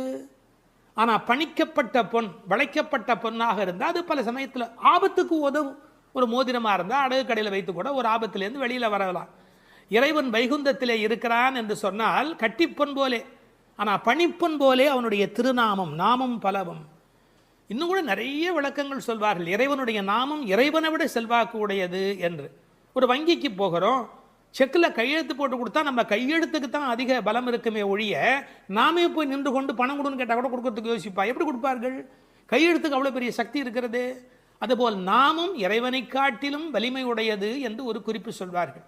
ஒரு சின்ன வரலாறு. காஞ்சி மகா சுவாமிகள் உடல்நலக் குறைவு மாதிரி ஜுரத்தில் இருக்கிறார்கள். மருத்துவர் வர சொன்னார்கள். அவர் உடனே மருந்தெல்லாம் கொடுக்க வேண்டி இருக்குமோ என்ற எண்ணத்தில் அவர் வந்தார். உன்னை யார் இப்படிலாம் வர சொன்னா? நீ உட்கார், நான் இப்போ என்னுடைய டெம்பரேச்சர் எடுத்துக்கோ, விஷ்ணு சஹஸ்ரநாமம் சொல்ல போகிறேன், சொல்லி முடிச்சதுக்கப்புறம் டெம்பரேச்சர் எப்படி இருக்கு பார் அப்படின்னு சொல்லிட்டு விஷ்ணு சஹஸ்ரநாமம் சொல்லுவதற்கு முன்பு ஜுரம் இருந்தது. சொல்லி முடித்த பிறகு ஜுரம் இல்லவே இல்லை. உன்னை எதுக்கு தெரியுமா கூப்பிட்டேன்? மருந்து கொடுத்து தான் இதை காப்பாற்றணுங்கிறது இல்லை, விஷ்ணு சஹஸ்ரநாமம் சொன்னாலேயே ஜுரம் போயிடும்னு தெரிஞ்சுக்கோ என்று ஒரு செய்தி சொன்னதாக ஒரு வரலாறு உண்டு. அவனுடைய நாமம் எல்லா நோய்களையும் போக்கக்கூடியது. அந்த நாமம் பலவும் நவின்றேலோர் எம்பாவாய். அந்த நாமங்களை நாம் வாய் திறந்து பாடுவோம் என்பதாக இந்த பாட்டு நிறைவு பெறுகிறது. திருப்பாவை 10ஆம் பாடல். நோற்றுச் சுவர்க்கம் புகுகின்ற அம்மனாய், மாற்றமும் தாராரோ வாசல் திறவாதார், நாற்றத்துழாய் முடி நாராயணன் நம்மால் போற்றப் பறைதரும் புண்ணியனால், பண்டொரு நாள் கூற்றத்தின் வாய் வீழ்ந்த கும்பகர்ணனும் தோற்றும் உனக்கே பெரும் துயில்தான் தந்தானோ, ஆற்ற அனந்தல் உடையாய் அருங்கலமே தேற்றமாய் வந்து திறவேலோர் எம்பாவாய். இந்த பாடலை நோன்பின் பெருமையால் கண்ணனை கையில் கனிபோல் அடைந்த ஒரு பக்திமிக்க பாவை எழுப்பப்படுகிறாள் என்றும் பார்க்கலாம். அல்லது தூக்கத்தையே நோன்பாக கருதி சோம்பி கிடக்கிற ஒருவளை கேலி பேசுவதாகவும் பொருள் கொள்ளலாம். இப்போது பாடலின் பொருளை முதலில் பார்ப்போம். நோன்பின் பலன் கைவரப் பெற்று அதன் விளைவாக சொர்க்கத்தையே அடைகின்ற பெண்ணே, அந்த சொர்க்கத்தினுள்ளே புகும் பெண் என்றாலும் உறக்கத்தை நோன்பாக கொண்டவளே என்று இன்னொரு பொருள். நீ வாயில் கதவைத்தான் திறக்கவில்லை, வாயை திறந்து பதில் கூடவா சொல்லக்கூடாது? மனம் நிறைந்த திருத்துழாய் துளசி மாலையை திருமுடியில் அணிந்திருக்கிற நாராயணன், நமது போற்றுதலை ஏற்று பலனை வழங்குகின்ற புண்ணியன், முன்னொரு காலத்தில் எவனுக்கு இரையாகி போன கும்பகர்ணன் உன்னுடன் தூக்கப் போட்டிக்கு வந்து தோற்று பெரிய தூக்கத்தை தன் தோல்வியின் அடையாளமாக உனக்கு வழங்கிவிட்டானா என்ன? மிகுந்த சோர்வும் சோம்பலும் ஏன் உனக்கு? இந்த குழுவுக்கே ஒப்பற்ற அணிகலன் போல விளங்குகிறளா அல்லவா நீ? படுக்கையை விட்டு தெளிவுடன் எழுந்து வந்து கதவை திற என்று வெளியில் நின்ற தோழியர் உள்ளே படுத்திருப்பவளை அழைக்கிறார்கள். இதுவே பாடலின் திரண்ட பொருள். இங்கே கேலியும் கிண்டலும் கூட ஒரு வகையான விளையாட்டாக எடுத்துக்கொள்ள ஒரு பகுதி இடம் கொடுக்கிறது. ஒரு பெண் சொல்லி இருக்கிறாள், நான் கடுமையான தவம் பண்ணி சொர்க்கம் போகப் போகிறேன் என்று இவர்கள் பேசிக்கொண்டிருக்கிற போது தோழிகளுக்கு மத்தியில் சொல்லி இருக்கிறாள். அவளை இப்போது எழுப்ப வந்திருக்கிறார்கள். ஆஹா அடியம்மா, நீ சொர்க்கம் போகிற லட்சணம் என்ன என்று எங்களுக்கு தெரியாதா? நோற்று சொர்க்கம் போகுகின்ற அம்மனாய், நீ தவம் பண்ணி சொர்க்கம் போவேன் என்று சொன்னாயே, இப்போது படுத்து கிடக்கிறாயே. இப்படி எடுத்துக்கொண்டால் அது ஒரு கேலியான கிண்டலான அவளை பற்றி பேசுகிற ஒரு விளையாட்டு பேச்சாக பொருளாகிறது. உண்மையிலேயே எடுத்துக்கொண்டால் அவள் உண்மையான கடினமான முயற்சி உடையவள், எல்லா நோன்புகளையும் சரியாக மேற்கொள்ளுகிறவள், நாளை வைகுந்தம் சேர வேண்டும் என்ற எண்ணத்தில் தன் வாழ்நெறியை அமைத்து கொண்டவள். எனவே நோற்று சொர்க்கம் போகின்ற அம்மனாய் பெருமைக்கு உரியவளே, நீ தவம் பண்ணி மேலே போவேன் என்று சொன்னாயே, இப்போது தூங்கிக் கொண்டிருக்கிறாயே என்று 2 வகையிலேயும் பாவத்தை மாற்றி பொருள் சொல்லக்கூடிய பாடல் வரி இது. சொர்க்கம் எது, நரகம் எது? ராமாயணத்திலே சீதா பிராட்டியார் சொல்கிறார், உன்னோடு இருப்பதுதான் எனக்கு சொர்க்கம். ராமனிடத்திலே சொல்கிறார், உன்னை பிரிந்தால் அது நரகமாக ஆகிவிடுகிறது. ஆகவே பெருமானோடு இருக்கிற நேரம்தான் சொர்க்கம். இவள் ஒருவேளை தன் தவத்தின் பலனால் பெருமாளோடு இருக்கிறவளோ, இறைவனுடைய நினைப்பே சொர்க்கமாகிறது, மறப்பே நரகமாகிறது. இது இன்னொரு சிந்தனை. இவளுடைய இயல்பு பக்குவம் காரணமாக உயர்ந்து போய் சாது கோஷ்டியில் சேர்ந்து விட்ட காரணத்தால் சாமானியரோடு நமக்கென்ன பேச்சு என்ற எண்ணத்தில் வாயாடாமல் இருக்கிறாளோ என்பதை அடுத்த வரி நமக்கு புலப்படுத்தும். தனக்கு உரிய நல்ல கோஷ்டியிலே இருப்பது, சிறந்தவர்களோடு அந்த வர்க்கத்தில் இருப்பதுதான் சொர்க்கமாக மாறுகிறது. நீ அப்படி தகுந்த சாது கோஷ்டியிலே போய் சேர்ந்து விட்டதால் எங்களோடெல்லாம் பேசக்கூடாது என்பதற்காக மாற்றமும் தாராரோ, நீ பதில் தராமல் இருக்கிறாயா என்று ஒரு கேள்வி எழுகிறது. அம்மாடி, உன்னால் வீட்டு வாசல் திறக்க முடியவில்லை, வீட்டு வாசலே திறக்க முடியவில்லையே, உனக்காக வைகுந்த வாசல் திறக்கப் போகிறதா என்று இன்னொரு கிண்டல் பொருளும் அதற்குள்ளே இருக்கிறது. மாற்றம் தாராரோ வாசல் திறவாதார். ஒருவேளை உண்ணாவிரதம் மாதிரி மௌன விரதம் இருக்கிறாயா? அட, வாயில் திறப்பது கடினம், வாயை திறப்பது கூடவா கடினம்? வாசல் செம்மினால் வாயும் செம்ம வேண்டுமோ என்று வியாக்கியானத்திலே இந்த இடத்தை குறிப்பிடுவார்கள். நீ எழுந்து பேச வேண்டாம், கதவை திறக்கக்கூடாதா? கதவை திறக்க வேண்டாம், வாயாலாவது பதில் சொல்லக்கூடாதா? ஏன் இப்படி நீ இருக்கிறாய் என்று அந்த பெண்ணை கேட்பது போல் அந்த பாடல் அமைந்திருக்கிறது. அடுத்து நாராயணனை சொல்லுகிறார்கள். நாற்றத் துழாய்முடி நாராயணன். உலகத்திலேயே மிகப்பெரிய சிறப்பு துளசிக்கு உண்டு. பிறக்கும் போதே அது நறுமணத்தோடு பிறப்பது. அதனால்தான் பின்னாலே பாடுகிறார்கள், இருந்தவண்ணாகிலும் கொண்டு வீசுமினி. துளசி கிடைக்கவில்லை என்றாலும் பரவாயில்லை, துளசி இருந்த மண்ணை எடுத்தாவது எங்கள் மீது வீசுங்கள் என்பார்கள். ஒரு பெருமாள் கோயிலுக்குள் போகிற போது நமக்கு கிடைக்கிற மிகப்பெரிய இன்பமே அந்த திருத்துழாய் நறுமணம். பச்சை கற்பூரம் அது இன்னொரு பக்கம், திருத்துழாய் நறுமணம்தான் கோயிலின் சிறப்பழகு. கண்ணன் திருத்துழாய் அணிந்து அங்கு வந்து சென்றால் 100 குழிக்கு தாங்கும் என்று உரை எழுதுவார்கள். அதாவது அவன் வந்து போன வாசம் அந்த இடம் முழுவதும் நிறைந்திருக்குமா. இப்போது திருத்துழாய் வாசம் வருவதாலே இந்த பெண்களுக்கு உள்ளூர ஒரு கவலை, ஒருவேளை கண்ணன் இங்கே உள்ளே வந்துவிட்டு போயிருக்கிறானோ என்கிற ஒரு சின்ன கவலையும் வெளிப்பட பேசுகிறார்கள். நாற்றத் துழாய்முடி நாராயணன். நான் துளசியை பற்றி ஒரு மருத்துவ புத்தகம் படித்து கொண்டிருந்தேன். அதில் துளசி பிராணசக்தியை கூட்டி நம்முடைய கபத்தை குறைக்கக்கூடியது. அது மட்டுமல்ல, அது 100 வகையான மேலான மருந்தாக அது பயன்பட்டு கொண்டிருக்கிறது. துளசி, கருந்துளசி, செந்துளசி, நாதுளசி என்று 4 வகையாக அது கிடைக்கிறது.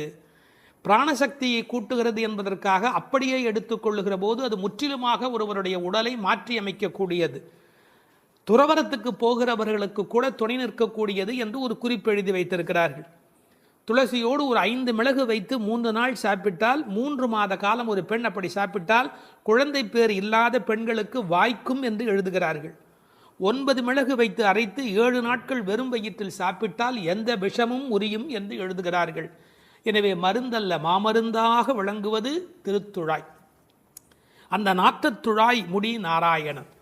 திருவடியில் மட்டுமல்ல, அவன் திருமுடியிலும் இருக்கிற மேன்மையும் ஏற்றமும் பெற்றது இந்த திருத்துழாய். அந்த நாராயணன் நம்மால் போற்ற பறைதரும் புண்ணியனால். இந்த நம்மால் என்பதை நம்மால் என்று பிரித்து சொல்வார்கள், நம்மால் என்று சேர்த்து சொல்வார்கள். அதாவது நாம் இப்போது பாடினால் அவன் நமக்கு பறை தருவான், நம்முடைய மால் நமக்கு பறை தருவான். நமக்கு மால் இருக்குமென்றாலும், மால் என்றால் மயக்கம். சில பேர் சுய மோகிகள், தன்னைத்தானே மோகித்துக் கொண்டு தன்னை பெரிதாக நினைத்துக் கொண்டிருப்பார்கள். அப்படிப்பட்ட குறையுடையவராக இருந்தாலும் கூட அவர்களுக்கு கருணை பாலிக்கிறவன் கடவுளாக மாறுகிறான்.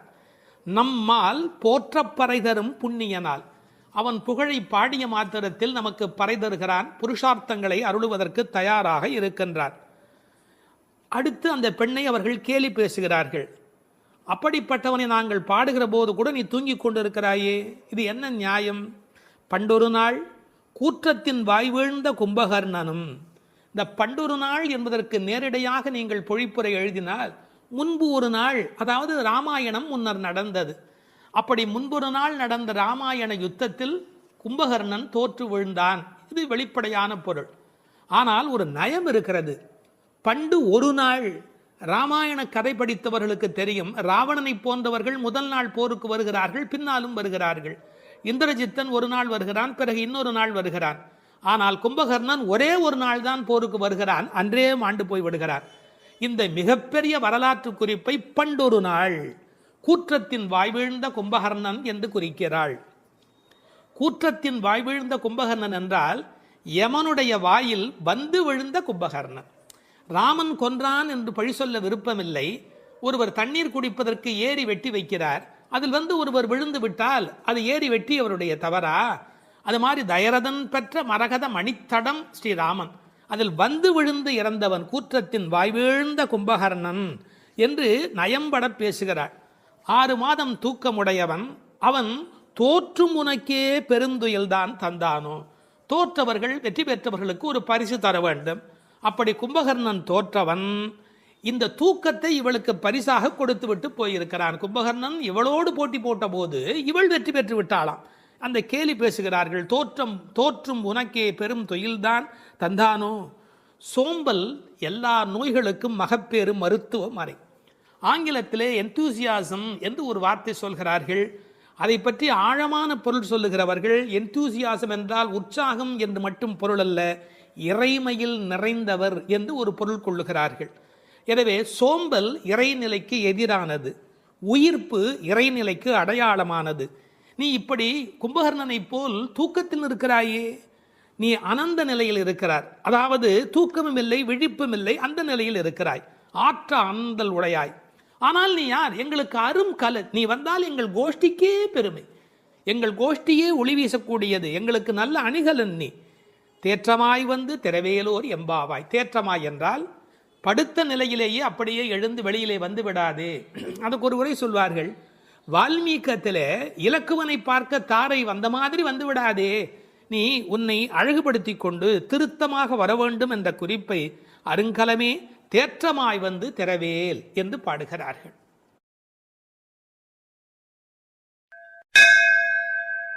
12ஆம் பாடல். கனைத்திளம் கற்றெருமை கன்றுக்கு இறங்கி நினைத்து முலை வழியே நின்று பால் சோர நனைத்தில்லம் சேராக்கும் நற்செல்வன் தங்காய் பனித்தலை வீழனின் வாசல் கடை பற்றி சினத்தினால் தென்னிலங்கை கோமானைச் செற்ற மனத்துக்கு இனியானை பாடவும் நீ வாய் திறவாய் இனித்தான் எழுந்திராய் ஈதன்ன பேருறக்கம் அனைத்தில்லத்தாரும் அறிந்தேலோர் எம்பாவாய். இதனுடைய பொருள், கன்றை பிரிந்த எருமை தன் கன்றை நினைத்து கனைத்து அந்த நினைப்பால் தனது காம்புகளிலிருந்து விடாது பால் பொழிவதால் வீடெல்லாம் பால் வெள்ளமிட்டு சேராகி கிடக்கின்ற வீட்டின் தலைவனான பெரும் செல்வத்தை பெற்றிருப்பவனது தங்கையே. முன்பு பெரும் கோபத்தால் தென்னிலங்கை மன்னனான ராவணனை அழித்து ஒழித்த மனத்திற்கு இனியவனான ராமபிரானை புகழ்ந்து மார்கழி மாத பனி தலையில் விழுந்து கொண்டிருக்க நாங்கள் உன் வீட்டு வாசலில் கீர்த்தனம் செய்வதை கேட்டும் நீ உறங்கலாமா? கதவை திற, பொழுது விடிந்து இன்னும் நீ உறங்குவது எல்லா வீட்டாருக்கும் தெரிந்துவிட்டது, இனியாவது எழுந்திரு, என்ன இது பெரிய உறக்கம் என்கிறார்கள். இந்த பாடலில் எழுப்பப்படுகிறவள் கண்ணபெருமானுடைய நெருங்கிய நண்பனுடைய தங்கை. அவளை எழுப்புகிற போது நற்செல்வன் தங்காய் என்று அவர்கள் அன்போடு அழைக்கிறார்கள். சூழலை முதலில் வர்ணிக்கிறார்கள். ஒரு எருமை அவிழ்த்து விட்ட பிறகும் பால் கறவாமல் விட்டுவிட்டதால் தன் கன்றை நினைத்து அது பால் பொழிகிறது, அதனால் வீடு சேராகிறது. கனைத்திளம் கற்று எருமை கன்றுக்கு இறங்கி நினைத்து முலைவழியே நின்று பால் சோர என்று பாடலிலே வருகிறது. பக்தி இலக்கியங்களுடைய அடிப்படை நாதமே அன்புதான் பிரமாதம். உண்மையிலேயே வாழ்க்கை ஒரு அறிவுபூர்வமான ஏற்பாடு அல்ல, அது அன்பு பூர்வமான ஒரு ஏற்பாடு. ஒரு எருமையே இப்படி இருக்குமானால் இறைமை என்ற இறை தத்துவத்தில் ஈடுபட்டவர்கள் எவ்வளவு இரக்கத்தோடு இருக்க வேண்டிய கடமை உடையவர்கள். எருமை மாடு கன்றுக்கு இறங்கி பால் சொரிவதை கவிச்சக்கரவர்த்தி கம்பன் பாடிக்காட்டி இருக்கிறார். எருமைகள் பால் பொழிய அன்னக்குஞ்சுகள் அந்த பாலை அருந்தி மகிழ்ந்தன என்று ஒரு கற்பனையிலே பாடுகிறார். சேல் உண்ட ஒன்கணாரின் திரிகின்ற செங்கால் அன்னம் மால் உண்ட நளினப்பள்ளி வளர்த்திய மழலைப் பிள்ளை கால் உண்ட சேற்று மேது கன்று உள்ளி கனைப்பச் சோர்ந்த பால் உண்டு துயில பச்சை தேரை தாலாட்டும் பண்ணை என்று எழுதுகிறார். நாட்டு வளத்தை எழுதுகிற போது தாமரைப்பூவில் உறங்கிக் கொண்டிருக்கிற அன்னக்குஞ்சுகளுக்கு எருமை மாடு தன்னுடைய கன்றை நினைத்து சொரிந்த பால் அவைகளுக்கு கிடைத்தன என்று கோசல நாட்டு வளத்தை பாடுகிற போது குறிப்பிடுகிறார். உண்மையிலேயே இந்த எருமைகள் இப்படி பால் கறக்கும் என்கிற தன்மையினை வேறு ஒரு வகையில் சங்க இலக்கியத்தில் ஒரு புலவர் பாடிக்காட்டி இருக்கிறார். வெள்ளி வீதியார் என்ற ஒரு புலவர். அவர் வேறு ஒரு கோணத்தில் சொல்லுகிறார். காமத்தை பற்றி பாடுகிற போது தலைவன் வந்து எங்களை அனுபவிக்கவில்லை, எங்கள் இளமையோ வீணாகிறது, எங்களுக்கும் பயனில்லை அவனுக்கும் பயனில்லை, உடம்பில் பசலை நோய் வந்து துன்பப்படுகிறேன் என்று எழுதுகிறார். கன்றும் உண்ணாது கலத்தினும் படாது நல் ஆண் தீம்பால் நிலத்து உக்காங்கு, அவர் பசு என்று எழுதுகிறார். இது சங்க இலக்கிய பாடல்.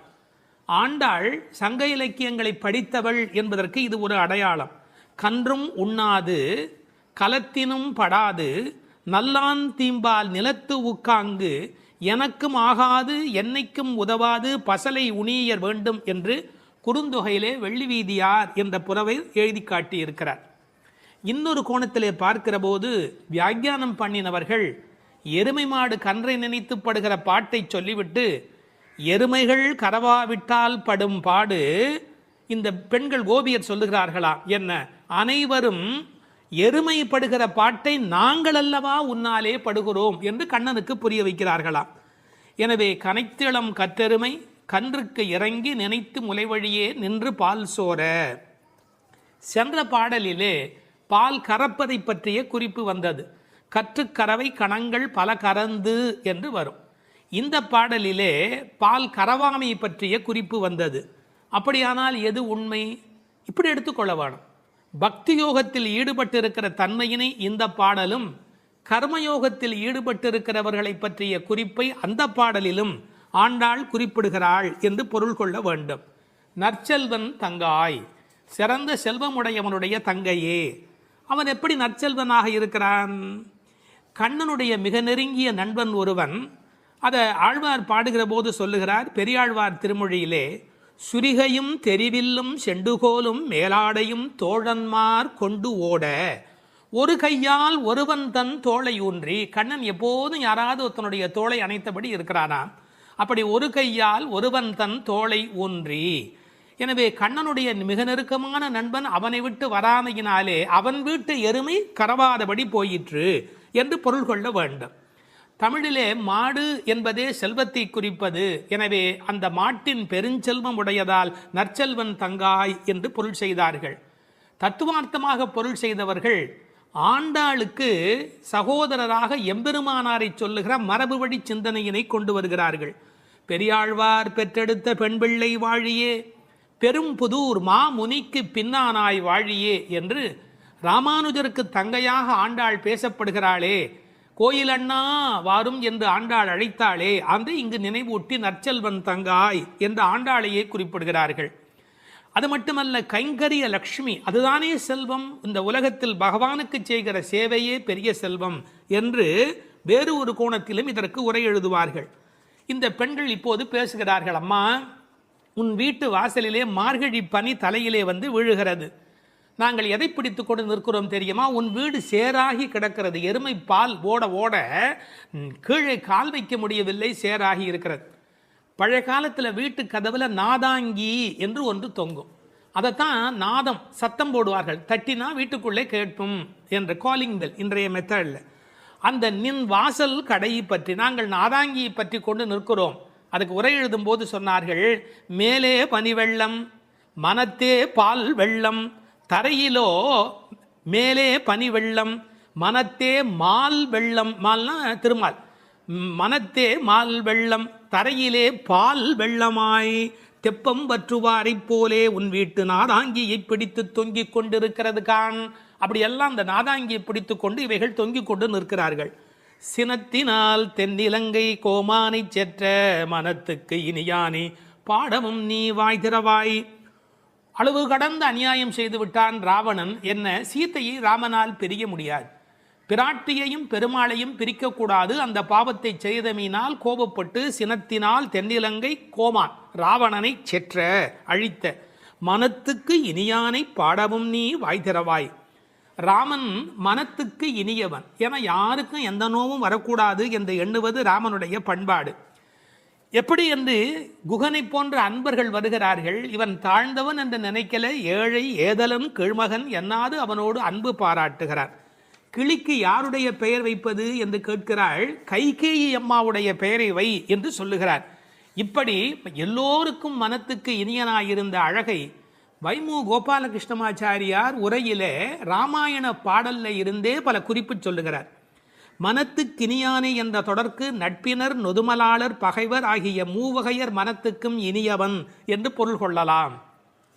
குகன விடுங்கள், அடுத்தாற் போல வாலிக்கும் ராவணனுக்கும் கூட இனியனாயிருந்தான் என்றோ, மூக்கும் காதும் வெம்முரண் முலை கண்களும் முறையால் இழந்து அரற்றிய சூர்ப்பனகையும் போக்கினீர் என் நாசி பொய்த்து என் என்றும் மேற்குயரும் நெடுமூக்கு மடந்தையர்க்கு மிகையன்றோ என்றும் பிழை செய்தீரோ என்றும் சூர்ப்பனகை ராமனை புகழ்ந்து பாடுகிறாள். மார்பில் ராமபானம் பாய்ந்து நின்ற நேலையும் வாலி ஓவியத்து எழுத ஒண்ணா உருவத்தாய் என்று சொல்லுகிறான். ஆவி போம் வேலைவாய் அறிவு தந்து அருளினாய் என்று பேசுகிறான். ராவணன் மாலியவானிடத்திலே வந்து சொல்லுகிற போது நாசம் வந்துற்ற காலை நல்லதோர் பகையை பெற்றேன் என்றார். அது மட்டுமல்ல, ராமனுடைய தோற்றத்தை பார்த்துவிட்டு சொல்லுகிறான், ராகவன் மேனி நோக்கி தீயன கொடிய வீர சேவகச் செய்வை கண்டால் நாயன தகுதும் அன்றே காமனும் நாமும் எல்லாம் என்று பகைவனை கொண்டாடுகிறான் ராவணன். எனவே ராமனிடத்தில் எல்லோரும் அன்பு பாராட்டுகிற காரணத்தினாலே அவன் மனத்துக்கு இனியவனாக இருக்கின்றான். அந்த மனத்துக்கு இனியானை நாம் பாட இனித்தான் எழுந்திராய். ராமாயணமே சொல்லிவிட்டோம், இன்னும் நீ எழவில்லையே, ஈதென்ன பேருறக்கம், இந்த உறக்கம் நியாயமா, இப்படி தூங்கி தொலைக்கிறாயே, அனைத்தில்லத்தாரும் அறிந்தார். உனக்கு வெக்கமா இல்லை? பக்கம் வீடு எதிர் வீடு எல்லாருமே நீ எழவில்லை என்பதை தெரிந்து வைத்திருக்கிறார். மனிதர்களுடைய இயல்பு தன்னை பற்றி அக்கம் பக்கம் என்ன நினைக்கும் என்கிற ஒரு கூச்ச சுபாவம் உண்டு. அதை இந்த இடத்துல எடுத்து சொல்லி அனைத்தில்லத்தாரும் அறிந்து என்று உரை எழுதினார்கள். ராமானுஜரை நினைவூட்டி உரையிலே இன்னொரு குறிப்பு சொன்னார்கள்.